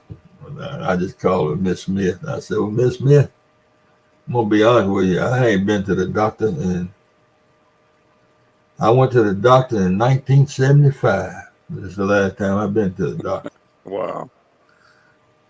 And she says, "Well, who was it?" And I said, "Dr. James Warrington in Shelby, Mississippi." She said, you don't go to the doctor routinely?" I said, "Well, now when I go take a physical in Jackson every year." I said, this was after that. I said, "I worked on a ag chemical research farm for 15 years. I said, and we had to go and get a physical every year down at Jackson. And I had to have blood drawn occasionally in Greenville by a doctor. Because we working with all them compounds that didn't even have a name. It had numbers on them, Yeah. And she says, "Well, you got to find a doctor." I said, "Well, why do I want a doctor if I don't need one?" I said, "I go to the doctor when I'm sick." She says, "Well, all this is changing. You're going to have to get set up with a doctor." Of course, Kay had a doctor. She went to the doctor all the time, every 6 months. And so that's how I got hooked up with this nurse practitioner. Yeah. I asked the bus. I guess I was in that school down there. I guess I was working in that school. I asked the bus driver. He's the same age as me. We played. Well, he played junior college football a year after I was there. So Yeah. same place, and I like him. And his name is David Mason. And I said, "David, you go to the doctor?" He said, "Yeah, I go to the doctor." I said, "Who do you use?" And he used a nurse practitioner, and I forget Beth. Her first name is Beth. And so I got to talking around, and everybody liked this Beth. So I went up to the place, to the healthcare place there, and told them I wanted to set me up an appointment with Beth. And they said, "She has left." She has left, and gone somewhere. I forgot where she went, but it was off, well off out somewhere, another town, city. Yeah. And I said, well, who else have you got? The nurse practitioner or doctor. I didn't really want to see the doctor because, you know, doctors, they so damn busy and always rushing through. And I never had been to a nurse practitioner. Yeah, doctor gives you 5 minutes and that's it. Yeah. And so this girl, there's another girl there, young girl. In fact, I don't know, she's younger than I am, quite a bit younger than me. But anyway, I said, well, can I get an appointment with her? And I got an appointment with her. It was a month or so down the road. So she started in on colonoscopy after she checked me over and did all of that and did EKGs and did x-rays on my back and just everything. Sent me to the hospital to have take that radioactive stuff and they watch it go through your body. Everything. Man, she give me the go around, the go over. Man, I ain't never had a colonoscopy. Yeah, I've had them. And every time I go, every 6 months, she was on me about that and on me about that. And finally, she called the house. Before she had Kay's telephone number, cell phone. And she called Kay and told her that she wouldn't have no luck getting me a colonoscopy and that I needed to get one. I needed it bad. Yeah. So in that 6 month period, between then and the next 6 month appointment, I started passing blood. Mm-hmm. And that got my attention. Yeah, it will. It will when that happens. So I called up there, and they had a upper GI and lower GI doctor in that same building. So they set me up with it. And Kay, this guy did Kay's colonoscopies. She had already had some. So I went up there and went in his office. Young Indian fella, from India, I think. And I was sitting there, and he started in lecturing me about I was overweight. I drank too much beer. They always say that. And that tobacco ain't doing, and just lecturing me. Yeah. And I said, Doc, I said, I'm 65, 66 years old. I said, I ain't listening to this, and I got him walked out. Oh, really? Yeah. So wow. I went home and called Donna, my nurse practitioner. And finally she called me back about 5 o'clock that evening. And I told her what happened. She said, Lord have mercy, Steve. Yeah, these days they make you have a doctor, a general doctor. She said, Lord have mercy. She said there was one other doctor in Graham that does it, Dr. Dotson. And let me see if I can get you set up with Dr. Dotson. So that night about 8 o'clock, my cell phone, I answered it. And she said, there was Donna. She said, I got you an appointment with Dr. Dotson. And she gonna see you. It was about 2 days later. She gonna see you it's such and such where her office was. So I went in there, and she was from South Alabama. Her and her husband both are upper and lower doctors, surgeons. And she said she done mashed around on me, that thing on stone, laying there on the little dolly thing they had. Yeah. She done mashed all around on my stomach. And she said, boy, you got a thin, I forget what they call it, endoderm, whatever it is. Because I got knots all over my stomach, my sides, my hips. I got them old cysts, them old fatty cysts that come up. Yeah. And I told her that I was passing blood. And she said, well, we got to get in there and see what's going on with you. And you got a thin, whatever it was. I didn't pay no attention to what she said. Kay said, what are you talking about?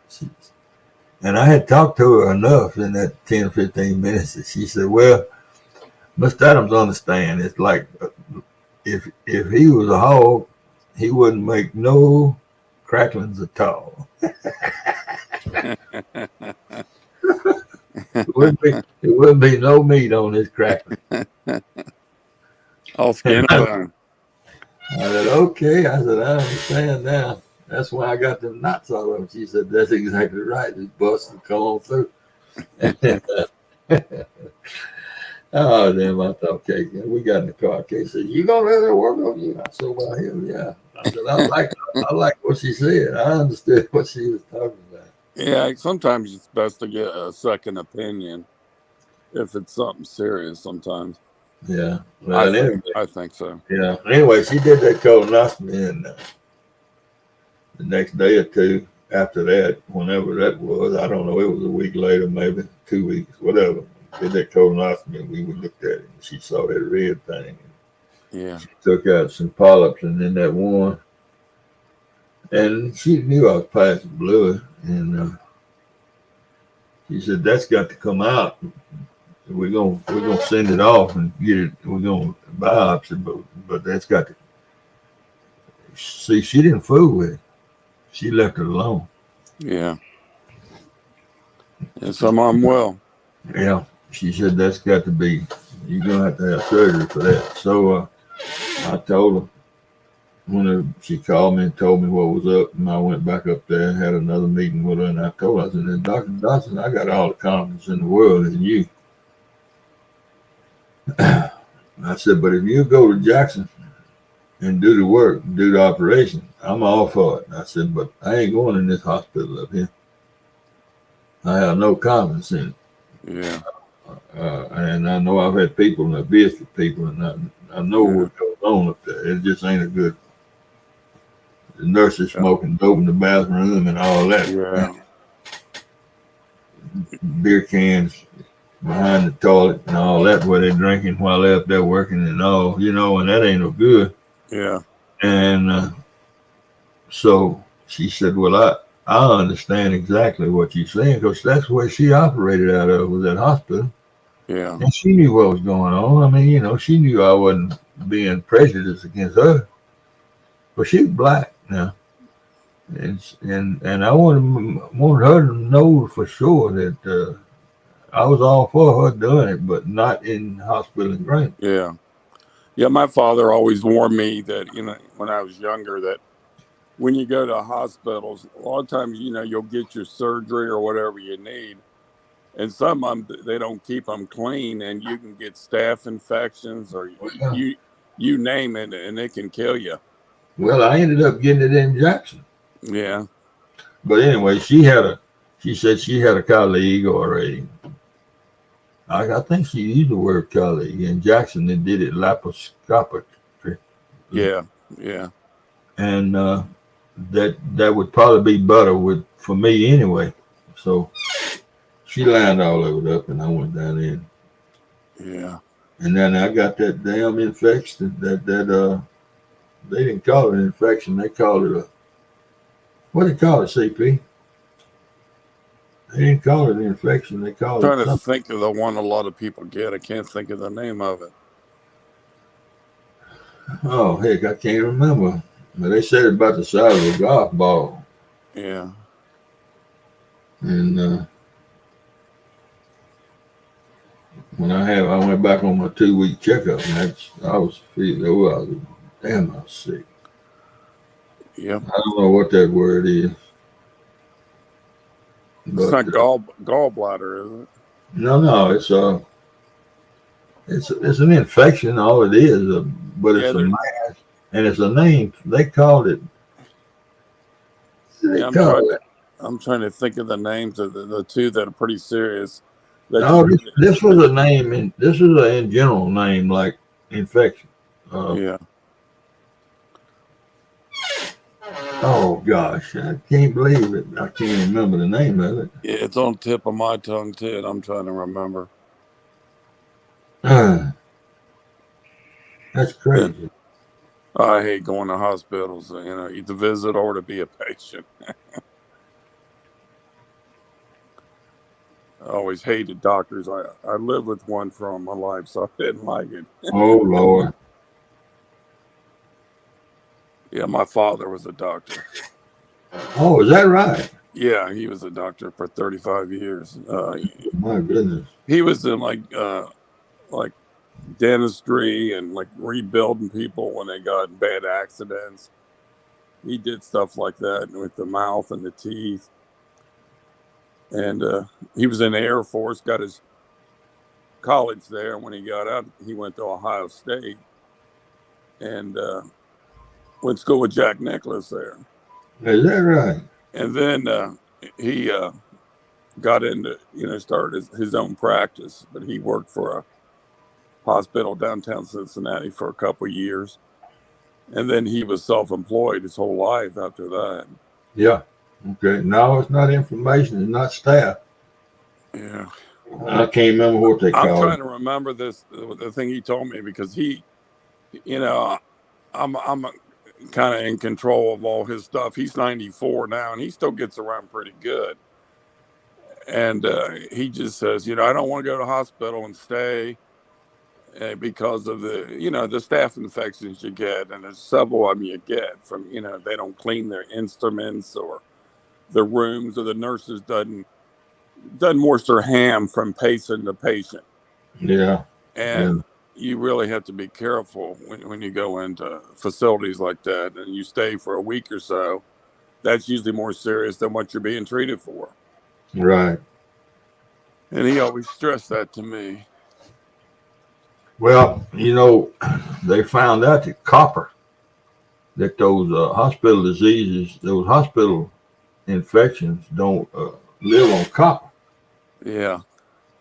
They thought stainless steel, but they have evolved they live on stainless steel now. Yeah. They evolved.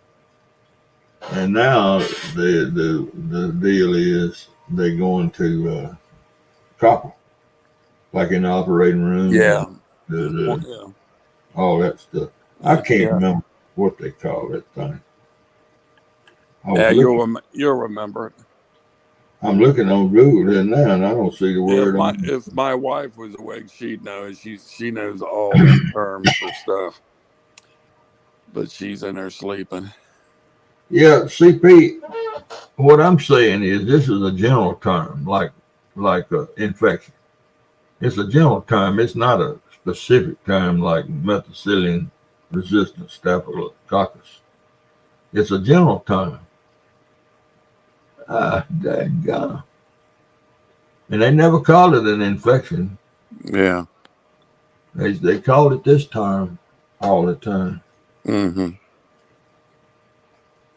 But yeah, you got to watch it when you stay in them hospitals for a while. But I didn't know. I never heard you say you had cancer before. Yeah.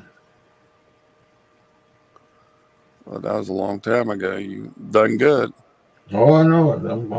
I don't have any problems with it.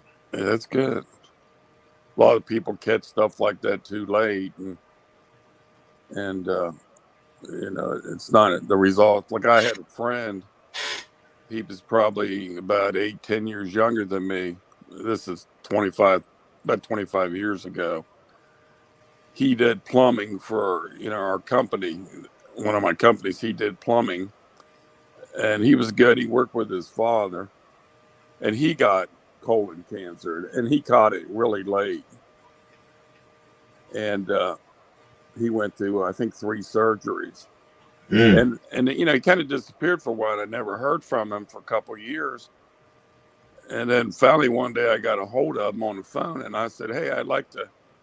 Well, I was building a house for myself, the wife and I. Yeah.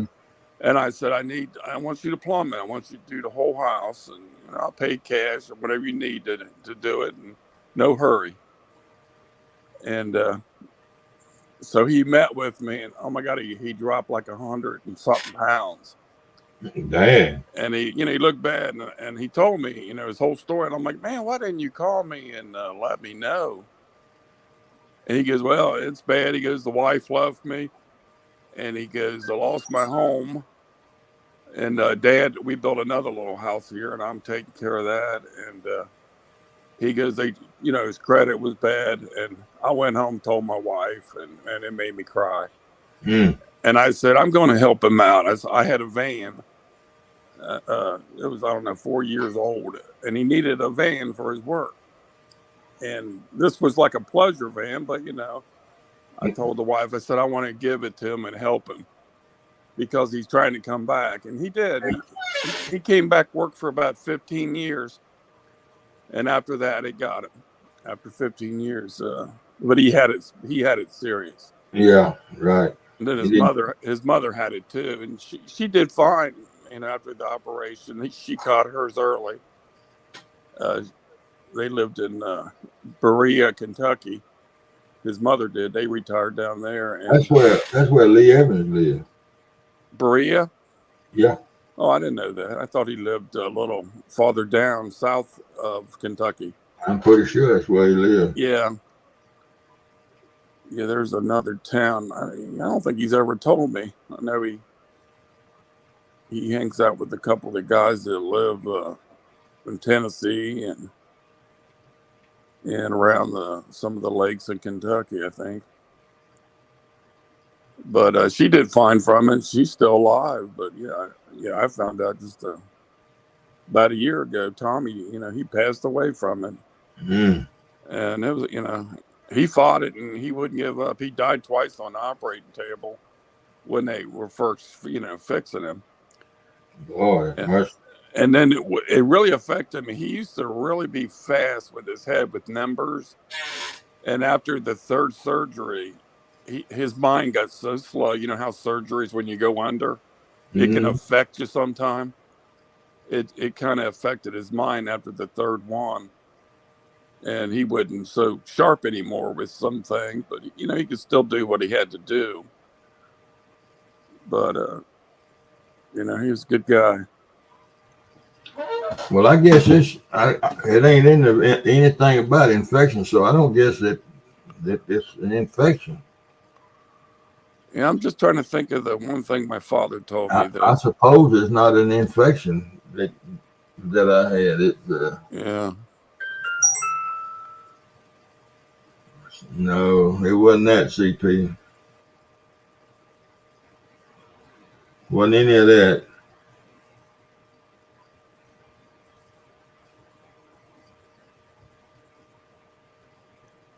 Yeah, you just don't want to go to the hospital, Yeah. Oh. Yeah. Getting up there in age now. I just turned 64 January 3rd, and you start thinking, Yeah. But like my dad, he's 90. He'll be 95, and he still plays doubles tennis every day. Every day. That's great. Just can't play singles, but he can play doubles, and he he's always taking care of himself. He likes the beer.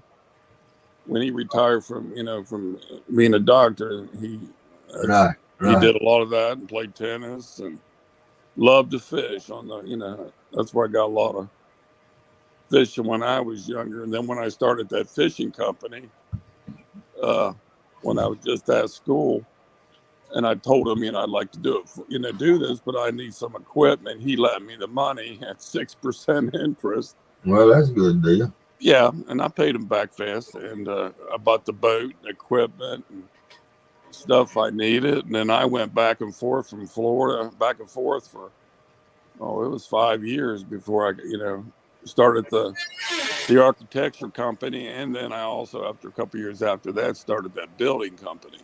Yeah.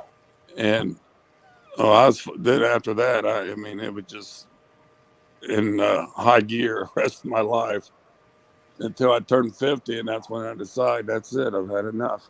There you go. And turned it off the switch and sold what I could of it, and now it's just I kind of hate being out of work. I mean, I do a lot of stuff, but I just kind of hate being out of work. It ain't bothered me a bit. Well, I loved what I did. I think I'm lazy by nature.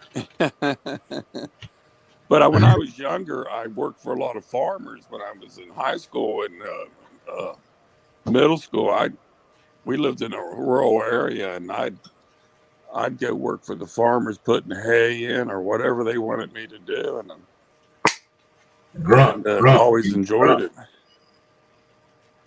Yeah, I always like working outside. That Yeah, was I enjoyed that. And like in the fishing business, I love that. I mean, you had to work 6-7 days a week, and I had a couple guys help me. But I mean, it was hard work, and you worked around the clock. right. And then you had to keep the tanks clean. You had to keep the fish, make sure they were, healthy, and what you took to market, what you sold, it had to be top notch, or you don't take them. That's right. And it was just, I did it for years. I miss that, doing that, But I like fishing, just going out, in the boat, just fishing. I like night fishing. That's what I like doing. I'm different. I don't care nothing about fishing at night. Yeah, that's what information. I can't remember the time. I'm looking back. Nobody else. They tried. A bunch of them put some numbers up there, but that ain't what it was. Okay, yeah, so. Yeah, I can't see the text. Lance is gone. I can't see the text. Yeah, I keep trying to say session, but that ain't. I just can't think of it either. But my dad always told me about it, and with my wife. They cut a hole. They cut a hole in the bottom of my stomach and run a needle up in there. Yeah. A hose and drained it. It drained out into a bag hanging on the end of the bed. Did you save it? Did I what? Save the bag? Heck no, man. No, they drained it, and then they trying to, they started trying to kill it. They drawing blood every 4 hours and running back there to the lab and changing the medicine. Same thing they did with CT. Yeah, he got his back surgery, and they finally put something up there that started killing it. I can't remember what that is it MRSA? Are you talking to MRSA? No, that's what Charles was calling it. But that's a particular kind. See, this is a general term. A general term for but it's not an infection. And then it was round like a golf ball. Huh. It was round just like a golf ball. It was a round thing. Right down here in my lower right abdomen, right in my lower right side. Yeah. It wasn't like a bed sore laying in the hospital, was it? Abscess. That's what it was, abscess. Abscess? He done sent me a text message. That's what it was. It was an abscess. Okay. I don't know why he won't put it in the chat room. I guess he's on his phone looking it up. Abscess. That's what it was. Yeah. And man, they tried 3 or 4 different things before they found one that was killing. It was a big old white sack. These people don't want to hear it because I done told it so many times, but it's a big old white sack. Yeah. And they wasn't putting it in my arm. They had that thing up under my arm, what you call that? When they come up under here and x-ray it and put it in there and x-ray to make sure it's in the right spot. Yeah. Where they feed you? Where they run the fluid in you? Yeah. Yeah. That's where they put it. Yeah. They changed out all of the hoses and everything. Yeah. And hung that thing, pick line. Yeah, that's it. They changed out all the hoses when they hung that white thing up there. And I said, why y'all changing out all the hoses? It'll melt them other ones. I said, oh, hell, y'all finna put that stuff in me. And boy, but when it was in a plastic bag, big bag, I bet you it was a gallon of that stuff. Wow. And I was laying there looking at it. That's all I could do was lay. I couldn't. Yeah. couldn't get up. I was weak. And as that bag started coming down, I started coming up. And when that bag was empty, I was ready to go home. Huh. They kept me another day or two, Yeah.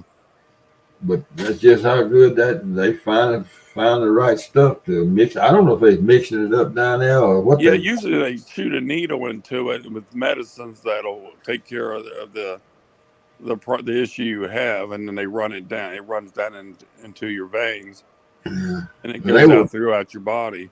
see they was drawing blood out of that pig line every 4 hours, and they were carrying it to the lab, and I Yeah, guess seeing if they were killing that abscess or yeah, killing. I don't know nothing about. I just know what they was telling me. yeah, And I was in quarantine. They had all that stuff out there outside the door and everything. Lord, I was about to see that. yeah, I didn't see it until they got that stuff under control, and I got up and they walked me. yeah, Before that, all they do is come in there, and two men would come in and hold me up, and I'd sit up for, I don't know, 30, 45 minutes. And they do that about every 3 or 4 hours. yeah. I couldn't get out of bed. I was. Man, nowadays they do the surgery and they get people up and out right away now. Well, after they started killing that thing, they got me up. Yeah, But after that cancer surgery, they got me up. I yeah, don't know what time they did it. I woke up in the morning, but they got me yeah, up that late that night. They had to walk down the hall with a nurse. yeah. But Because I see a lot cancer, of people when the but people get, that cancer wasn't nothing yeah, compared to that abscess. yeah. You And were lucky they caught it early. well, the only reason they caught it is because I had an appointment, a 2 week comeback. Yeah, that was lucky for you. Otherwise, I'd have laid there at the house and died. Yeah, it's a good thing you had that appointment. I'm telling you. I Yeah, walked in that place with holding on to Kay. When she let me out of the door and went and parked the car, and I leaned up against the wall, and that's all I could do to just lean there. yeah, And that's how bad I mean, I was sick. Golly, I was sick. yeah. I bet. She came up there and she helped me. We didn't have to walk far to the elevator. And got one up, I don't know what floor it is on, third or fourth. Carried me down that hall, and I'll never forget they was remodeling some of them offices. And that sawdust smelled like dog shit to me, man. Yeah, I know all about that. Oh, it sounds smell bad. And I don't, yeah. Find it in your blood, you probably won't make it. Yeah, Yeah, I guess usually so. now when you enter a hospital now, they put you in a wheelchair. They don't let you walk up there like that. Well, this wasn't a hospital. This was a Just clinic. just a clinic. Yeah, and the doctors who worked in there had a walkway over the main street downtown Jackson to the hospital. Yeah, And I walked into that receptionist, and she looked at me, and she said, "Miss Dyson." And she got on the horn right then and called him back there and told him to get a wheelchair, and then for Dr. Nichols to be ready to see me. yeah, And they wheeled me right straight. They come up there and got that wheelchair, put me in it, and wheeled me right back to him. yeah, He took one look at me, and he told my wife, he said, "We're going to carry him straight to the hospital." And they did an MRI or something like that. yeah, yeah. MRI.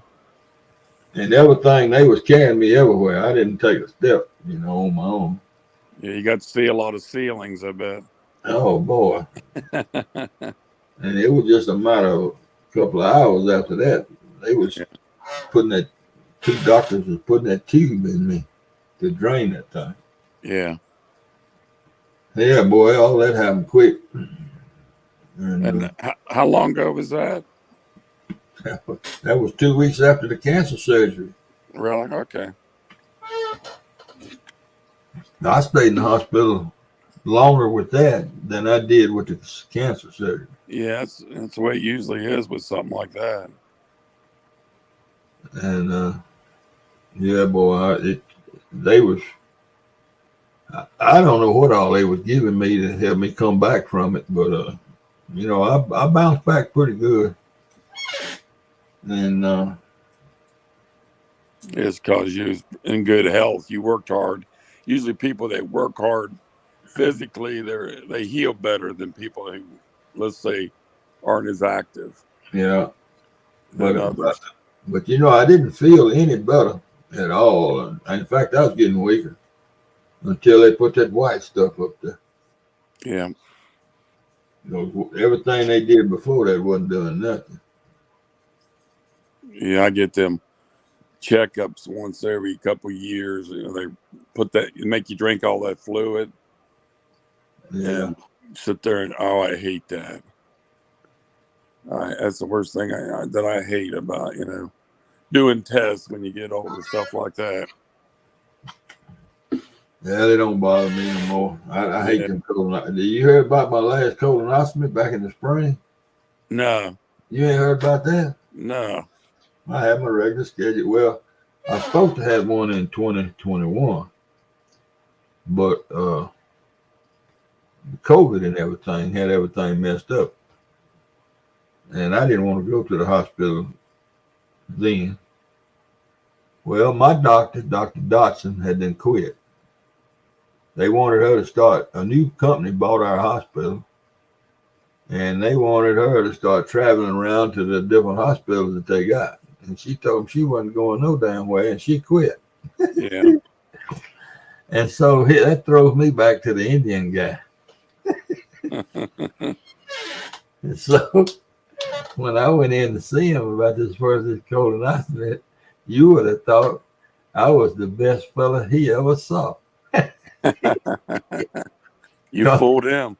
Because I done got up and walked out on him, several years before.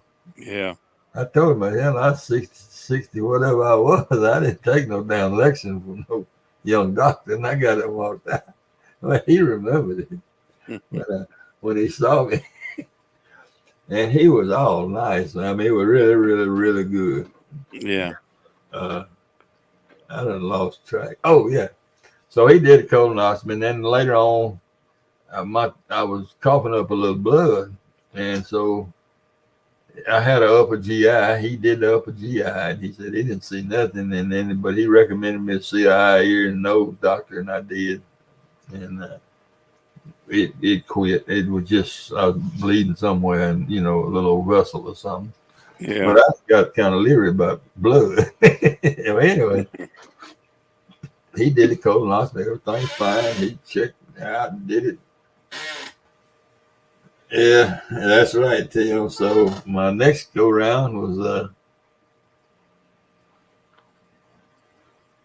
no, this was before 2022.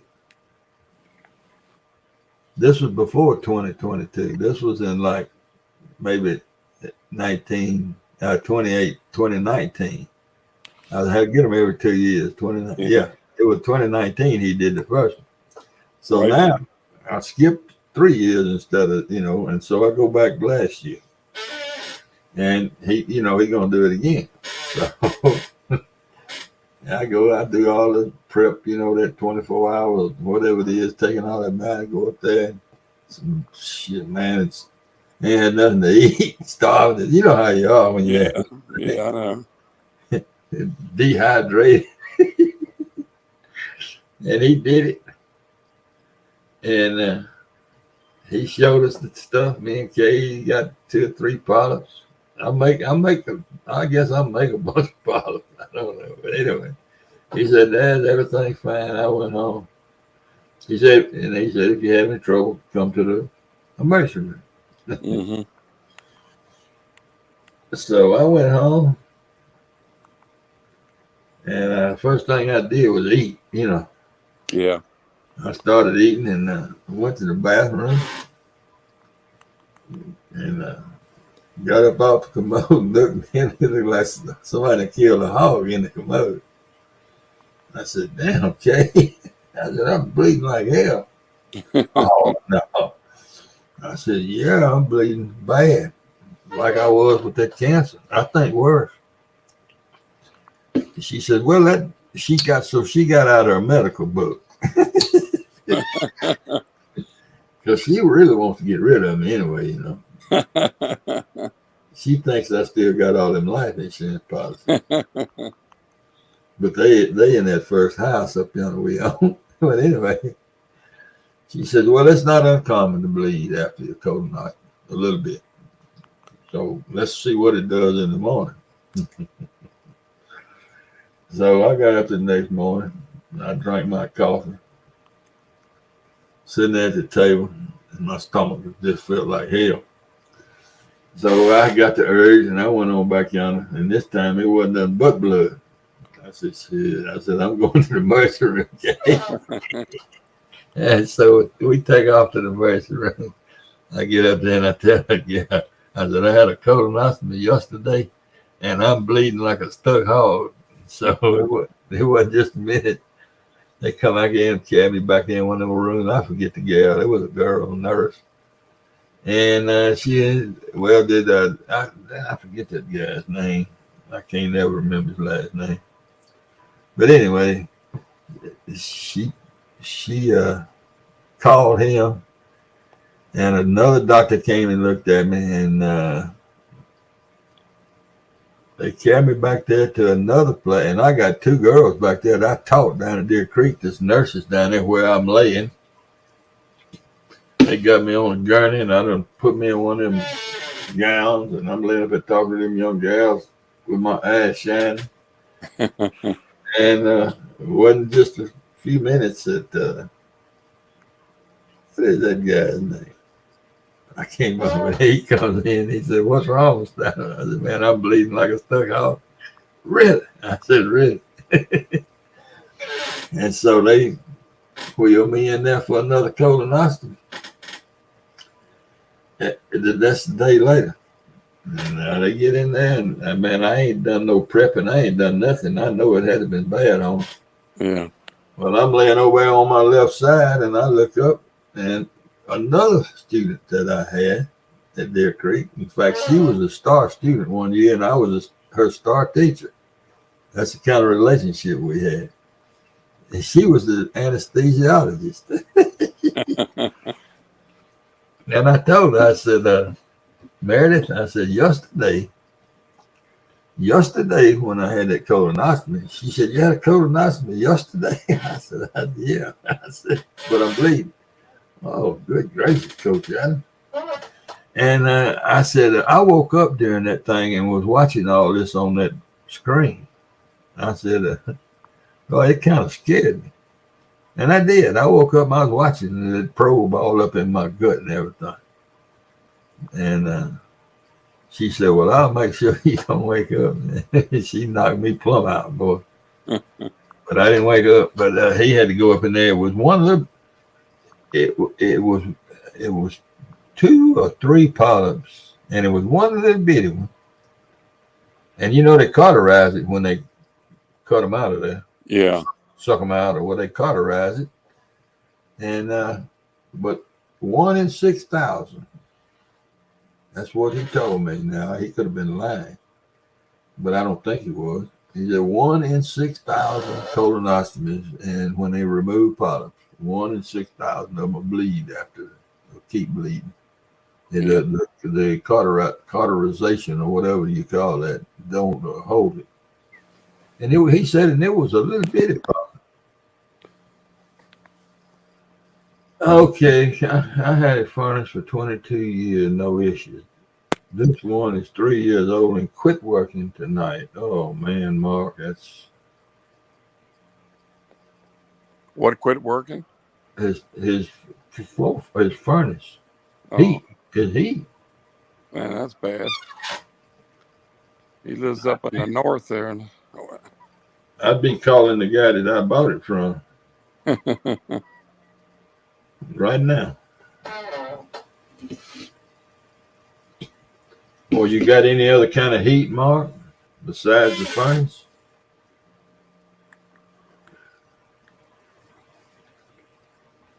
Man, that ain't good. I got you. They're coming over to fix it now. You saying? Is that what you're saying?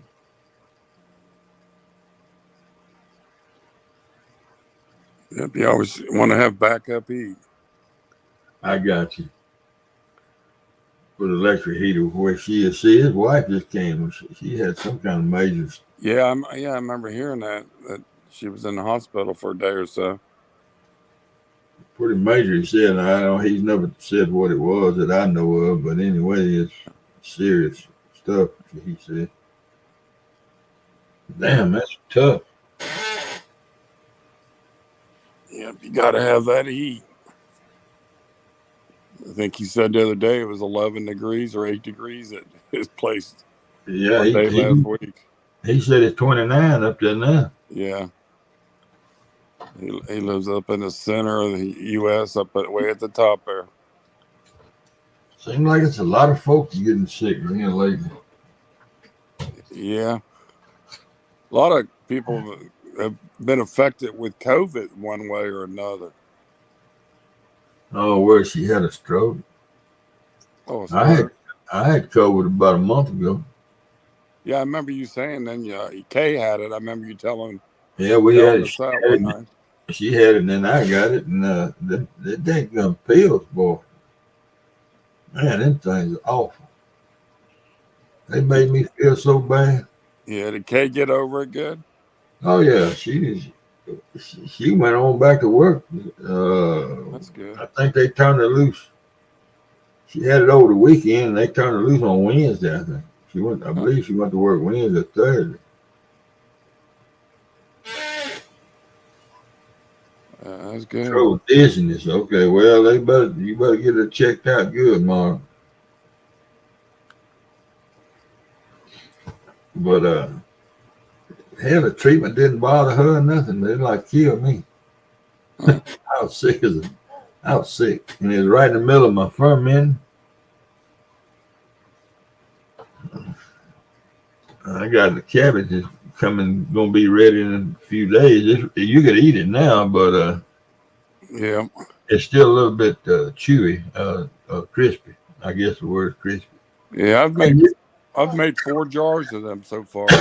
Do you use a pH meter?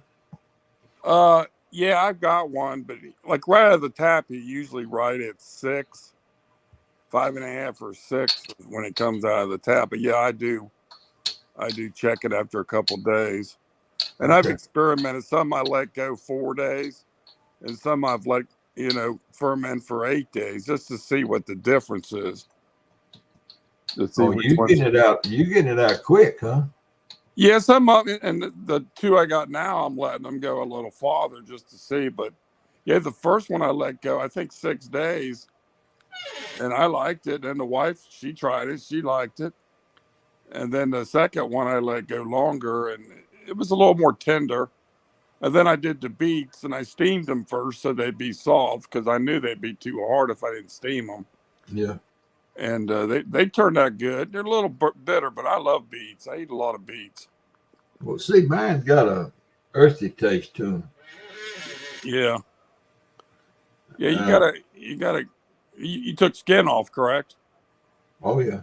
Yeah. I cleaned them good, steamed them, and I didn't steam them until after I did it, fermented them. Oh, yeah, that'll make them too bitter doing it that way, I would imagine. Well, they're not bitter, but they're not bitter. They just taste like they got dirt on. Yeah. Yeah, that's how beets are. But I was trying to get that vinegar flavor, that sweet flavor that the jars of pickled beets got, but I missed it. Yeah. Because Kay loves them, see? Yeah. Yeah, my wife likes the pickled ones that you buy already. And then she likes to eat them pickled beets. I like them too. Yeah. Yeah, I do too. But, I can just eat a plain beet like out of a can with no sweetener in it, just plain beet juice. And I love them like that. Well, I've done, let's see, 4, 5, 6, 7, 8, 9. 9 jars of cucumbers. The first 4 I poured out there in the ditch. The next 3 are probably gonna go out there in the ditch. And I got 2 half gallons now, besides the other 3 jars. I got 2 half gallons that they just as crispy and crunchy and good as you want, but I put too much salt in there. Yeah. Both Yeah, jars. that's one thing you really got to watch. I kind of experimented. And I watched a lot of videos on how much salt to Well, put in there. you see what I did? I watched a guy that made a half a gallon. He put 4 tablespoons of salt in there. Yeah. In a half a gallon. Eight, 4 to 8. He put 8. I think it was 8. 8. I went back and re-looked at the video after these were so salty, and he said 4 teaspoons. Huh. So I doubled up on the salt and tripled up on it, and they too salty. Yeah. But they're crispy, and they're 10 days old. They taste good and everything. They're just too salty. So I'm probably gonna have to go pour them out. And this time, Yeah, I've been lucky so far, and I've been growing mushrooms for about the last, I guess, year and a half or so. yeah, you told us about that the last time you was on here. Yeah, I just grow, just about 4 different strains. Some of them, it's got to be kind of more towards spring. I'm in Cincinnati here, and you want the temperature to stay around 72 to 75. And some of these mushrooms, it's got to be a little warmer, so I don't do them until summertime. But I got, them stainless steel shelves. Yeah. I got 2 of them, and you wrap them in plastic, and then you leave the front so you can kind of unzip it. And I got a humidifier in there, and I can control the moisture. Yeah. Because they love a lot of moisture, and they don't. Some of them they hate light. They like to spring up in the dark, and I grow the pink oysters, the gray, and the yellow oysters, and then the lion's mane. Oh, it tastes like lobster. Hard to grow, but man, it tastes good. Yeah, that sounds interesting. If I had room, I'd probably try that. But I do it in just one of the extra bedrooms. At first, I tried it in the garage about 2 years ago. Yeah. And we got a 3-car garage on the house, and I think in the garage, it's just got 2. I mean, you got to watch anything around them. They can't have any kind of pets around them or wind, germs blowing in from outside. Now them gas fumes of them cars probably didn't happen. Yeah, but I had a greenhouse like that I had in there that I started just a small one, and I controlled it. And I kept a couple cars out, and there was a couple in. I didn't start a lot of them. I just store in there, and I had bad luck with them. Yeah. And then about a year ago, I started and got me that to the shelves in that room, and I protected them and started reading more on them, and then I got real successful at them. Right, there you go. And boy, they're good eating. There's nothing like you fry them in a little bit of olive oil, mix them in with soup. Oh, I love mushrooms. Oh, you can ferment them too. You know that, don't you? Oh yeah. I know. I got like little tubs in the refrigerator. Actually they taste better when you pick them and you put them in the refrigerator for about a day or 2. They usually, I don't know, they kind of get a better texture. They toughen up a little bit. Yeah, they toughen up and they taste better. And they're good. My wife loves them. Well, I tell you, I done slacked off a little bit on my fermenting, but the main reason because I don't want to go to the grocery store. But yeah. I guess I'm gonna have to go up there and get me some more Roma tomatoes and some cucumbers. Well, that's what I do. About this time, I start growing my own tomato plants, the cucumbers and the green beans. I start my plants. I'll probably do them in the next week or so, and then when spring comes, then I can start putting some of them outside. Yeah, I got some tomatoes growing out there in the utility room. They ain't doing so hot, but I got them growing. Yeah. But it'll be, oh golly, I'll have eaten up all them tomatoes by then, and all. So I'm gonna have to go ferment me some more Yeah. cucumbers Yeah. and some more tomatoes. Them fermented tomatoes you were eating the other night, man, them look good. Yeah, they were good. I ate them. I've You know, I never made tried that. Haven't tried that yet. Saturday. Was it Saturday? When was it? Kay was gone. It was Friday, last Friday. That's right. I made 3 gallons of soup, stew, soup, whatever you want to call it, beef, with stew meat and corn Yeah. and okra and all that. And every I ate several bowls of it before I thought about it. I got packages of frozen tomatoes, from my garden last year, and then they cooked all apart. Well, I sat down there with a bowl and I happened to think about those tomatoes in the refrigerator. So I got my fermented Romas out, and I got fished one of them out there and put it in there and chopped it up. They soft, chopped it up with my spoon. Boy, you talking about good. So I've gone through that jar of tomatoes quick. Yeah. So Yeah. I'm They fixing. looked. How do you make them? You ferment them just like the cabbage? I weigh the tomatoes, Yeah. weigh the water that it's going to take to cover them. Get all that in grams and then multiply that times 0.025, and that tells you how much grams of salt to put in it. Okay. All right.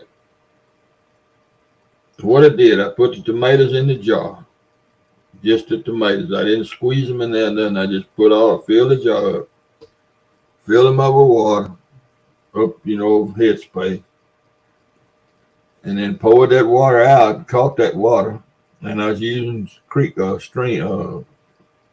water. Pour that water out Yeah. and discounted for the container and weighed them. Got that many grams of water, and I weighed the tomatoes and knew that. Put the salt, mixed it all up. I put 5 cloves of garlic mashed, mash them and put them in the bottom. Yeah. And then put 5 or 6 tomatoes in there and put a row of basil, fresh basil. Put some more in there and put a row of fresh basil. Put some more in there and then put a bunch of basil on top of them. Yeah. And then put a weight on them and seal them up and put them up in the dark. It takes quite a while on tomatoes. How many days usually? Seems to me like it's 14 days is what the recipe calls for. That's what I'm doing. These last 2 jars of cabbage, I'm waiting 14 days. Well, see, I wait 14 days on all my cabbage. Well, I did not on the first one. I only did it in like 6, 7, just to taste it, and then I ended up, it was okay. But the one I let go longer, like 14 days, it was more tender, and the salt was more into the cabbage. Well, see, I start taste testing that cabbage after 5 days. Yeah. But well, I didn't bother mine. I put garlic in some of them, like garlic cloves. I put 8 per jar. Yeah, I put a lot of garlic in one, and some of them leave. I love that garlic. And yeah, I do too. Coleslaw, crowd. Do you see where people like, how you get a lot of garlic and it goes to waste? They take it all out of the bag and then take the skin off of them and break them all up and put them in a jar and then ferment them. Yeah. And then when you want garlic, you pull it out of the jar, cut it up, and it'll save forever, a year or so. They do it with honey. They put honey in there with them garlic pods. Yeah, I haven't done that yet. I hadn't either. But I know those tomatoes are good. I'm gonna make another half a gallon of them. Yeah, that's why I want to try the tomatoes, and then I want to make a big jar, a quart of the garlic. Well, look here. I'm on this next batch of tomatoes I make. I'm gonna slice them in half. I wonder if they're gonna fall apart. Yeah, yeah, that's what I was thinking when you first said it. You let them in their whole, but when you cut them, you know how some of them, the seeds and the juice just come out. I drink that. You know what I did with that juice off of that last batch of? You drank it. I drank it. Yeah, there's nothing wrong with that. But It I'm took just me. talking about ferment. Would it be wise to put all them seeds and tomato juice into the jar when you're fermenting it? You know, I don't know. I'm scared of it. Maybe Yeah. I'll just do maybe a quart. Yeah. Now I saw a recipe on YouTube, but it seemed like it was about 2 weeks ago, where a guy did a tomato and he cut them in half, and then he got the juice and the seeds out of them, and then put them in. Oh no, I want all that. I'll just do it the way I did it. Heck, Yeah, if you liked them the way you did it, that's the way I'd do it. what other flavor would go with them besides basil? Some people like Italian seasoning, thyme. A lot of people like dill seeds and Deal. some you like dill. Yeah, it can flavor a Hey, cabbage a you go. little bit. CP got it. Just punch some holes in there with a toothpick. That's what I'll do. That's a good idea. What's that? Just those tomatoes. Just take a toothpick and stick some holes in them. To With kind of so they ferment better. ferment better and quicker too. See, Yeah, that's a good idea. I never thought of that. oregano and tomatoes. I don't know. Yeah, there's a lot of different spices some people really like. What about rosemary? Yeah, I like that on wild game. If you're making like a meat and you put the season the meat, I like that on meat. I know plenty of garlic. I know that, but Yeah, I was just looking for something besides basil yeah. that I might like better. But there's a lot of videos on YouTube of different. Everybody does it different. Some you can tell they've only done it once or twice and they think they know it. I Well, just do it. I do it by experimentation. the best way to do it is with scales. Now I'll tell you, you won't mess up if you use scales. Yeah, I've got this little scale you set it on and measure everything.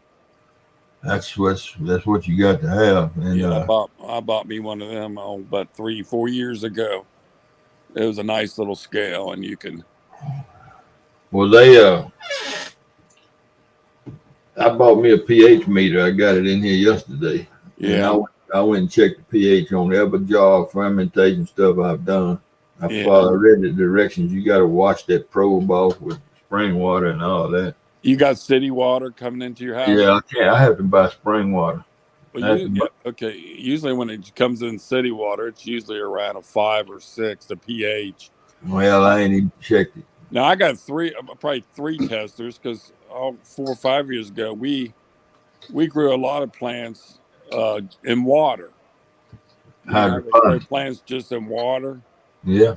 We experimented with that, and some things did good, some things didn't. Like tomatoes, I could get them to grow good, but they never would bloom good.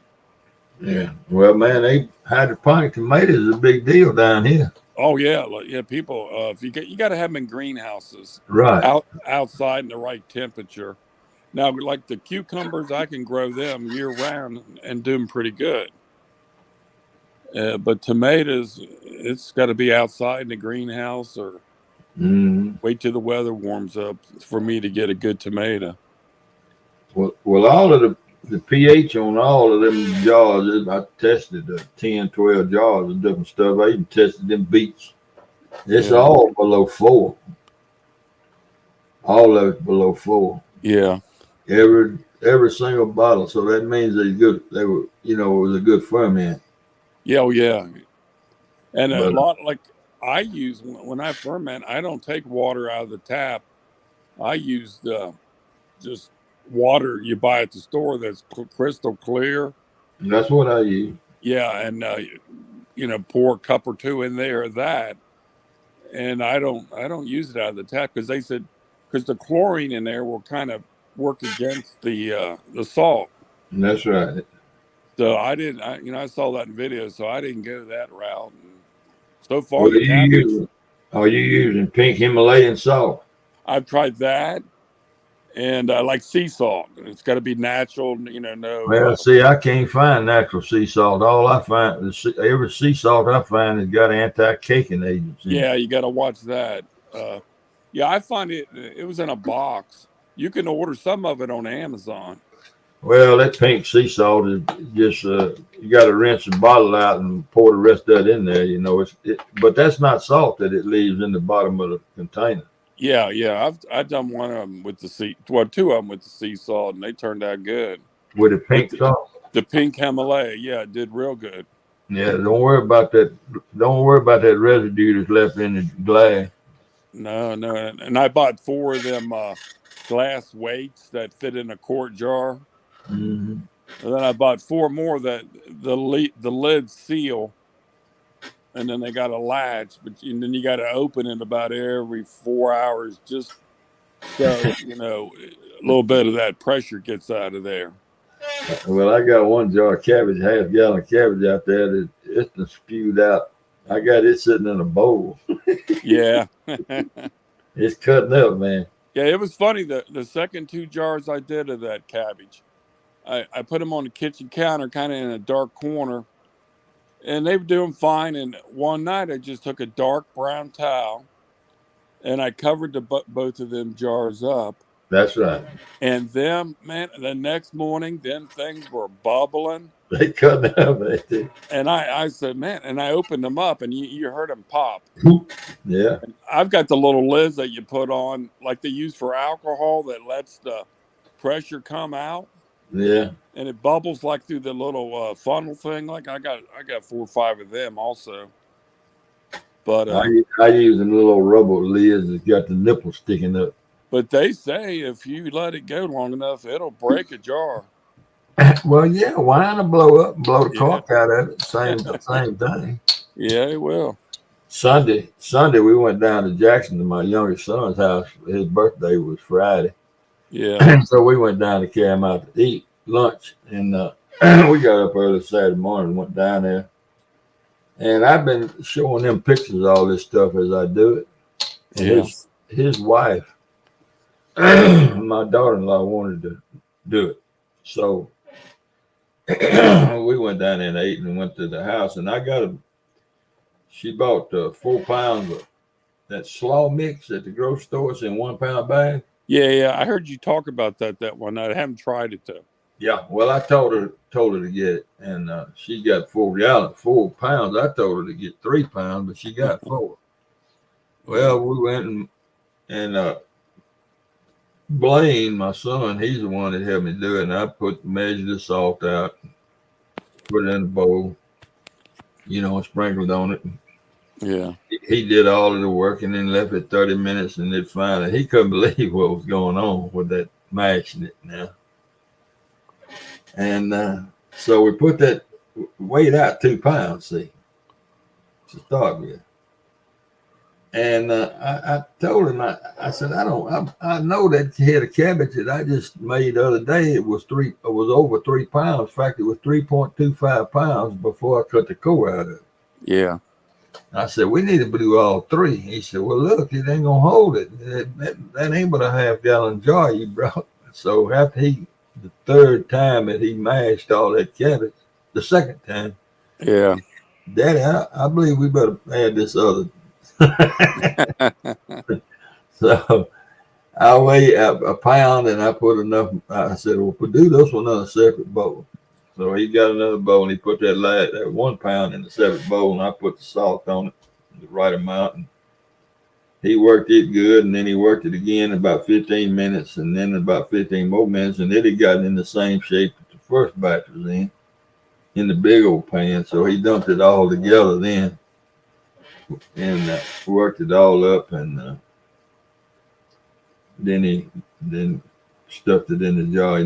He had one of them funnels. That funnel you sit in the top, that big funnel. Yeah. I got one coming. I ordered me one. Yeah, I ordered one of them from Amazon a couple of weeks ago. It made it a lot easier and cleaner. Yeah, I hadn't gotten mine yet, but anyway, he put it all in there, and I said, I got a big old plastic spoon and washed it off, soap and hot water.